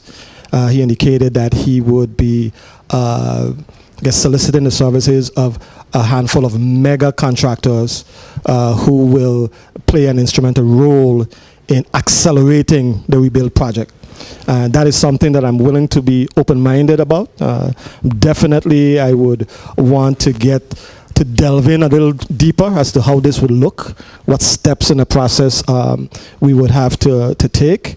But the devil is always in the details. So one of the first meetings that this committee will have will be to bring in the key personnel in the disaster recovery space to drill down a little deeper so that the people of the Virgin Islands can get a clearer understanding as to what is involved in this. One of the things that the governor mentioned in his speech was the infrastructures of the roads throughout the territory is currently improving. There has been repairs to bridges, and there's also been an expansion on cargo ports. The term that he used was modernization. What are your thoughts? I like the idea of the modernization of our key road and highway infrastructure and cargo ports. Ultimately, that assists us with economic development. I also think, though, that in addition to having these road repairs at some of those larger areas, it is also critical that we get into the neighborhoods, so that roads in Savannah, roads in Tutu Valley, roads in Smith Bay can also get equal attention with respect to federal and local dollars, devoted towards repairing these roads. I mean, that is definitely significant because a lot of the roads improvement actually take place on the main roads. But absolutely, when it comes down into the local communities, the progress is a lot more slower. It is. So you're absolutely correct about that. That's where we live. Was there anything in particular that the governor did not mention that you were looking forward to hearing in his speech tonight? And you can't say everything in a speech. I would have liked to hear some more details with regards to education. Learning loss. I know he mentioned learning loss and strategies for assisting with bridging that gap, but I think, again, the devil is in the details. We had the storms in 2016 or 2017, followed by COVID. Our children were drastically and significantly impacted by instructional loss. And we must develop some intentional initiatives to bridge that gap. I'm happy that more students are graduating, and the governor mentioned that, but I'm not convinced that we should celebrate necessarily that more students are graduating. I need to make sure that our curriculum has the rigor so that when you graduate, you're graduating with the substance so that you can be successfully matriculated to a university if you so desire. Thank you so much, Senator Milton Potter. Back to you, Alwyn. Thank you. Thank you, Africa. Thank you so much. I'm here sitting with the Minority Leader, Senator Dwayne M. DeGraff. How are you doing this evening, Senator? I'm doing fine. Good evening. Happy New Year to everyone. How are you doing? I am doing good. I'm doing good. Good to hear. First time I'm doing this, so I'm trying to get a little hang of it. Yes. You're doing a great job. I appreciate it. So let's start off. Like I said, you're a veteran senator as well. So you've been down this road already, state of the territory. So let's start off. We didn't hear much mention about the seniors in different parts. And I know every time that you advocate for the seniors, so what were you looking for, or what did he mention that ring a bell with you? Yeah, for me, I'm basically upset that the seniors weren't mentioned because they're actually who have made the Virgin Islands what it has been to this point. And going forward, we're talking about bringing in a workforce to take on some of these jobs. When that workforce come in, what is going to happen to us here, the residents? That's why I'd like to know. I've been asking that question from last year. The governor's speech tonight is always upbeat, but to me, it's a cut and paste. I could tell you, see a lot of these things that I tell you from they were going to come. So I've heard it before. This is 6, this is my 8th. Right. So again, it's about the people. When we talk about the people, we have to look at, again, our seniors. I don't want to harp on it, but that for sure. He has said some great things in terms of collaboration. I do believe should always be a collaboration between the Senate and the executive branch, judicial branch. Agreed. I'm in full support of it, but I don't buy cat and bag.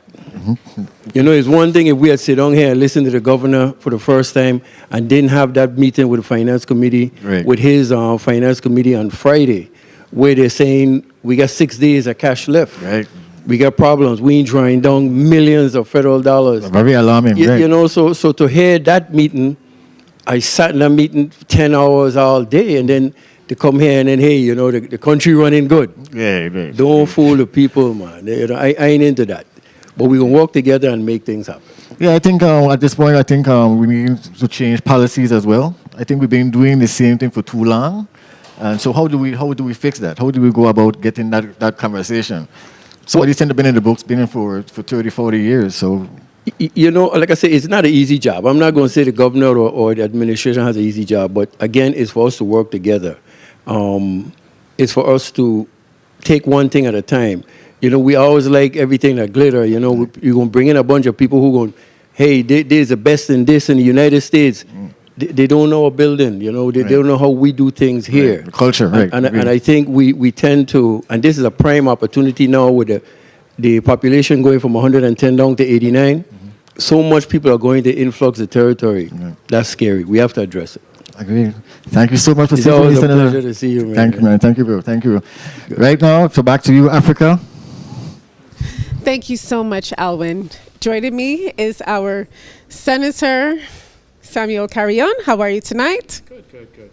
So what are your thoughts on the governor's speech as it pertains to energy, how he's improving energy in the territory? It's going from an antiquated situation where there's constant problems with WAPA to now he's trying to move into a new direction of energy sufficiency and efficiency where residents will have an opportunity to basically take part in having their own energy situation set up in their homes. What are your thoughts? In regards to the energy, regards to the energy portion of his speech this evening, I was very optimistic. I was happy to hear all the federal funding that is coming in to support us in that area, especially for low-income families and single families, because I think it's important. We need to find alternative energy and provide other opportunities for individuals to not only get into this workforce, because there's a great market industry when it comes to energy, but also to provide savings and relief to our community that for years has been suffering because of the high cost of energy here in the territory. So that was good. Also, one of the things I would like to ask you about is the economy. Currently, as you know, that there's a cash depletion due to, you know, that is actually resulting in a lack of vendor payments. Right now, the government do own the vendor payments, $89 million in total. What are your thoughts on that? Well, that's one of the areas where I am very concerned. As you know, I'm a member of the Finance Committee for these two terms, this term and the last term. And we've been able to, we heard Friday, the finance team for the governor, and really it's concerning to see where we are and some of the things that have to happen is we need to manage better our funding. One of the things that we realized in that hearing is that we have approximately $71 million of federal dollars that has not been drawn down. So if you're coming before this body requesting a line of credit, we need to first deal with things internally and manage properly and find where areas they could save before we enter into borrowing money. So we need to manage properly what we have. And I think that's one of the areas where we're open as a body to work with this administration to assist in any way possible, but we need to get a handle of that. We have vendors, like we heard this evening, that have not been paid. And these are local vendors that always provide services to the government. And how can they sustain their companies? We have heard stories of small companies that have been closing down because of lack of payment from the government. So these are areas that we need to really get a grip on to improve the conditions of our economy in the territory. We can't say we're good financially and the economy is strong when we can't pay our vendors, when we're having issues and we're not really managing properly our funds. So let me interject, being that you're a St. Croix senator, you're representing the St. Croix district, and the governor did mention in his speech that the waterline rehabilitation project, in which they will be removing antiquated pipes that are rusty and causing discolored water on St. Croix, and will be replacing them with PVC pipes. But what do you think about the progress as a St. Croix resident? Well, we're seeing that some of the work has been done, and there's still some other areas that they're starting to work on. I think that Public Works and they need to plan better with WAPA, strategize what roads they're going to work on, you know, the one dig project, because sometimes you see that it's excessive, like our Christianset town, they've been digging excessively, so they need to really strategize better the process by which they're going to do these diggings. But we need it, and I'm glad to hear that some of the work has been done and will continue to be done. Thank you so much. Alvin? Thank you, Africa. Right now, we have our freshman senator, Senator Ray Fonseca, Committee on Health and Hospital. How are you doing, sir? Hey, Alvin, everything is going fine. Good I'm to see doing you. well. Good to see you. Good to see you. Good to see you. State of the territory. That's what we are here for. You sat down and listened to the governor for the last 2 hours. What are your initial thoughts? Well, I listened attentively to the governor's State of the Territory address, all 32 pages of it. And there's some things that I can support, but I'm concerned specifically about the issues with the steel workers and the retro pay. Of course, you know, the vendors with They ain't their got paid yet, right. outstanding payments, the issue with the income tax returns, and of course, WAPA. Yes. So I would say that we have a lot of work to do to get to where we need to be. The $12 billion that they mentioned in the FEMA damage survey monies, it's only less than 25% has actually been obligated and a contract has been awarded. Right. The governor even admitted that at the pace that we're going, it's going to take 20 years for us to get all of those projects finished. So that is not acceptable. So I want also, what about health and hospitals and human services? What are your thoughts on those? Yes, you know, let's take the kidney dialysis. You know, in our community, we have 219 patients that right now are on kidney dialysis. And since I've been in the legislature, you know, whole 13 months, I have been advocating for the Virgin Islands government to acquire Caribbean Kidney Center because, you know, the Juan Louis Hospital treats less kidney patients than Caribbean Kidney Center. There's a private group that treats more kidney dialysis patients on St. Croix than the government does, and also on St. Thomas. We need to be able to provide the best care possible. The other thing that really concerns me is that there is too long a wait for us to get certain things like colonoscopies, endoscopies. People are dying in the community on a waiting list. Additionally, with the insurance, the copay is just too much. You have to come up with $500. You can go to, you know, Mayo Clinic and get treated, and the copay is much less in the States. As a matter of fact, of the $184 million we spend on health insurance, most of it goes off island. So there's a lot of progress that we still need to get to that point where we're doing acceptable. But as a Democrat, you know, I support the governor's initiatives, but we have to pick up the pace. We got a lot of work to do. We got a lot of work to do. Yes. Thank you so much, Yes. Senator, for sitting with me. Blessing. Thank you so much. Yes, blessing. Back to you, Africa. Thank you, Alwyn. Joining me is Senator Alma Francis Heileger. How are you tonight? I am wonderful. Thank you. The governor touched on many topics throughout his speech. He spoke about our economy, the Department of Education. He touched on WAPA. He touched on infrastructure. What were your thoughts overall on his speech? Well, to be honest, I felt I was dealing with a deja vu situation because quite a bit of what he had in his speech I've heard before in regards to just looking at headlines and reading in depth. So it literally felt like newspaper articles were woven together to create a speech, but I did attentively listen. Was there anything in particular that you were looking forward to hearing him speak about tonight that he did not mention in the State of the Territory address? Well, one of the major things for me he didn't really touch on had to do with our children in this territory. We recently had a report come out, Kids Count, that really spoke about the fact that 33% of our children in the territory are living in poverty. And the fact that this somehow went over the governor's head was very disappointing to me, because the way you treat your children is direct correlation as to the type of future you're going to have. And I was I felt he was a little bit disconnected from that aspect of it, but we'll see what happens.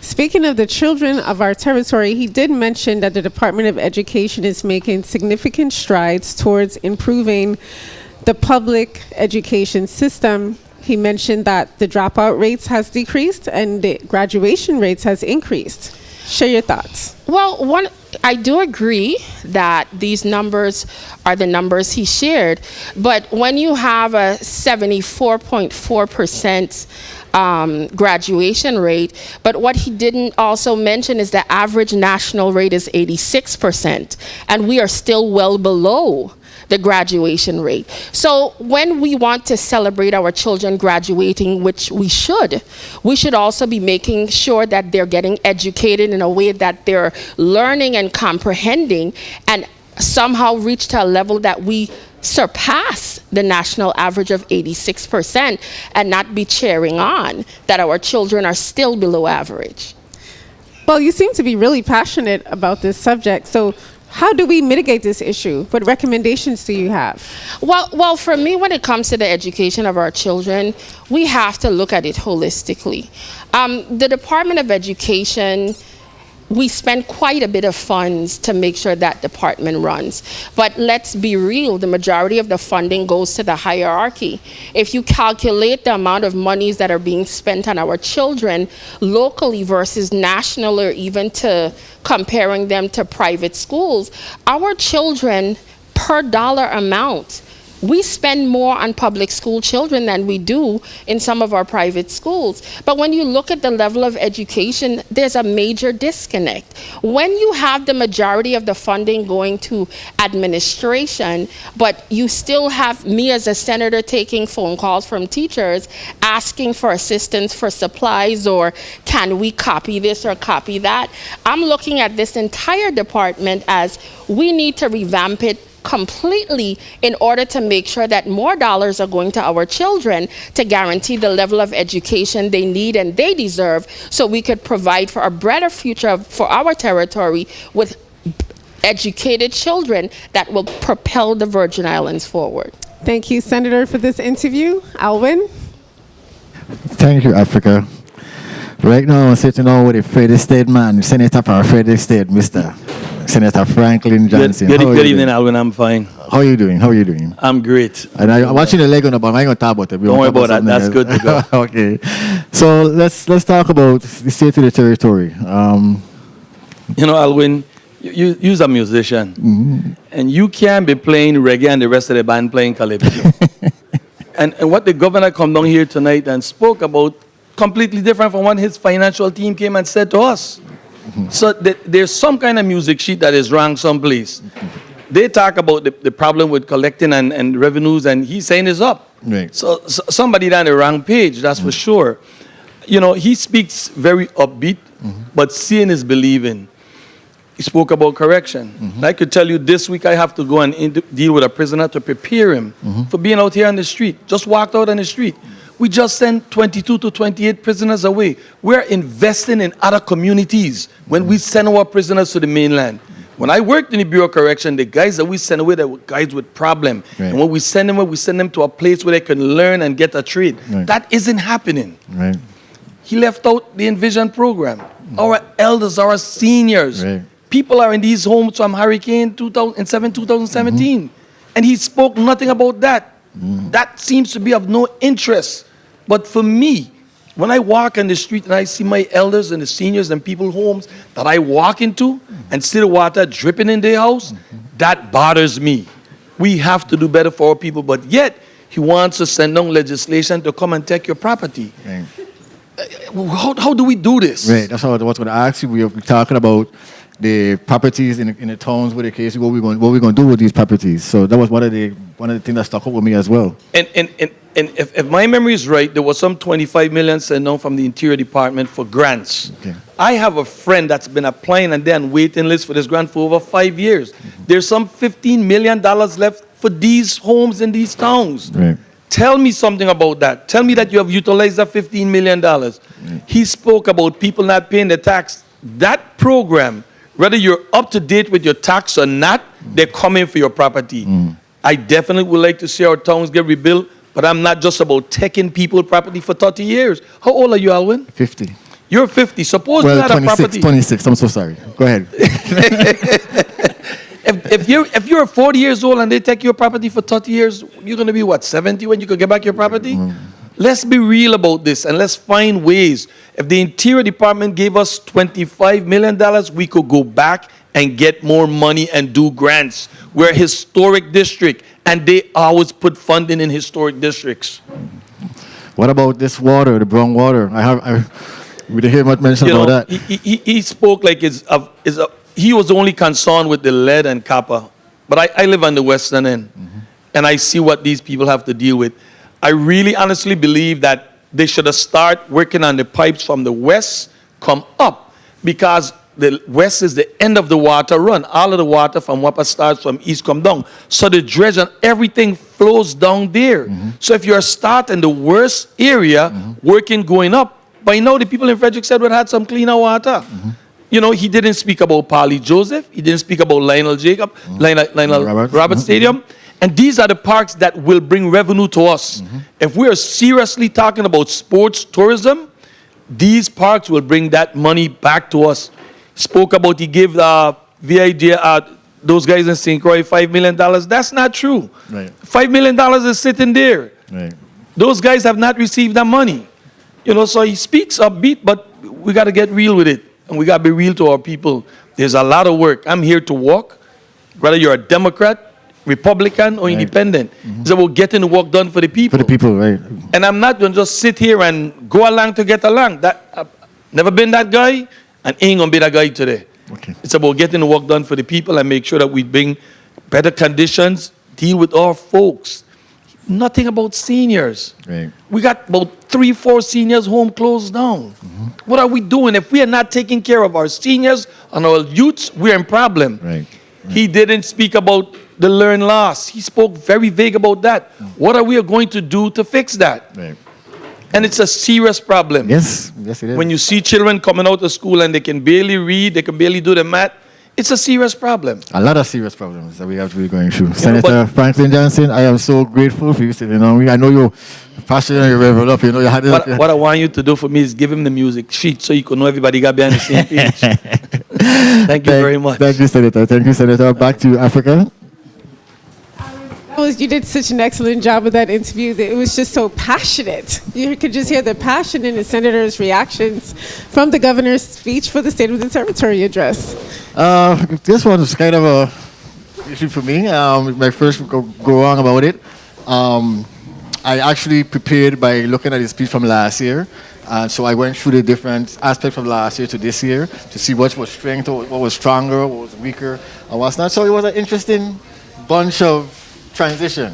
I think last year we dealt more with COVID and stuff like that. This year was more about finances and what we're doing with it was definitely about finances. I mean, 21 pages into the governor's speech, he basically spoke about finances, from the cash at hand, from the depletion, from the vendor's payment. He stressed really heavily on the finances this year. Right. Even some of the monies that some of the organizations, the Water Rehabilitation Project on St. Croix, and you live on St. Croix, so I'm sure you probably experienced the discoloration of the brown water crisis. At least once a week. So at least once a week. So sorry about that. I don't know what I said. These are the things that we're actually going through. So this is the stuff we want to hear. This is what we want to discuss.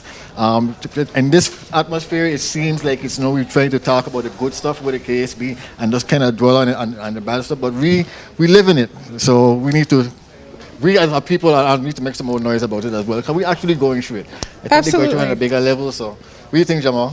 I think I have similar thoughts about it because, you know, looking through this speech, it was heavy. It was very heavy on finances. We're seeing, you know, we're seeing that transition from last year. You know, hey, we have the money. This is what we're going to do with it. But yes, we have the money. This is what we're going to do with it. But I do think there could have been we could have focused a little bit more on, you know, some of the heavier things. You know, education has been a big topic. And speaking of education, I would have liked for him to go deeper into the strategic plan that they're using to improve the public education system here in the territory. Definitely. I mean, yes, we have seen improvements. Yeah. However, what can we do to get it better? How can we make it better? Right, and it seems like in government, it just seems like it just moves slow, especially for us. we live through it, so we see all the press releases, we write the press releases, so we Yes, we do. have a very good, thing, but I think it needs to be more open-minded and more out for the public. So we could have more discussions, so the public could be, to discuss the subject that we're going through. It really affects them as well, What did you guys think about the portion where he spoke about the energy? How, we're moving into a more modernization of not only energy, but infrastructure, improving the roads and improving the bridges and the port expansions. What did you guys think about that? We still dealing with WAPA. WAPA is one of the most important things. We have, healthcare and everything else, but WAPA is like an everyday thing. If you can't have power, it's an you ongoing can't have good running water, what the case be, that's almost like to the top of it. So that's what I think about a lot, and who's affected. Like I said, I might be affected once a week, but there are people in Frederickstead that are affected every single day. They can't wash the clothes in it or what the case be. So I think that's at the forefront for me. Right? That's an excellent response. What about you, Jamal? No, I agree. I definitely think WAPA is one of the most important things that it affects everybody from, you are a single parent, maybe you're trying to figure, okay, how am I going to pay this WAPA bill? I live with my parents. My bill is, can go up to like $200-300, and that's just 3 adults in one house. So. And he didn't mention the time when the issue with the water bill and the WAPA bill had increased, and they still haven't removed that off your bill. Overall, I'm optimistic. I am looking forward to see how the senators react in the next couple of months. But overall, I think it's informative. I learned some stuff we need to work on, and I think we should be good. Yes, I agree. Yeah. Thank you so much for tuning in. I'm Africa Harrigan. I'm Al Baptiste Jr. I'm Jamal Potter. And we're representing for Legit TV. Legit TV.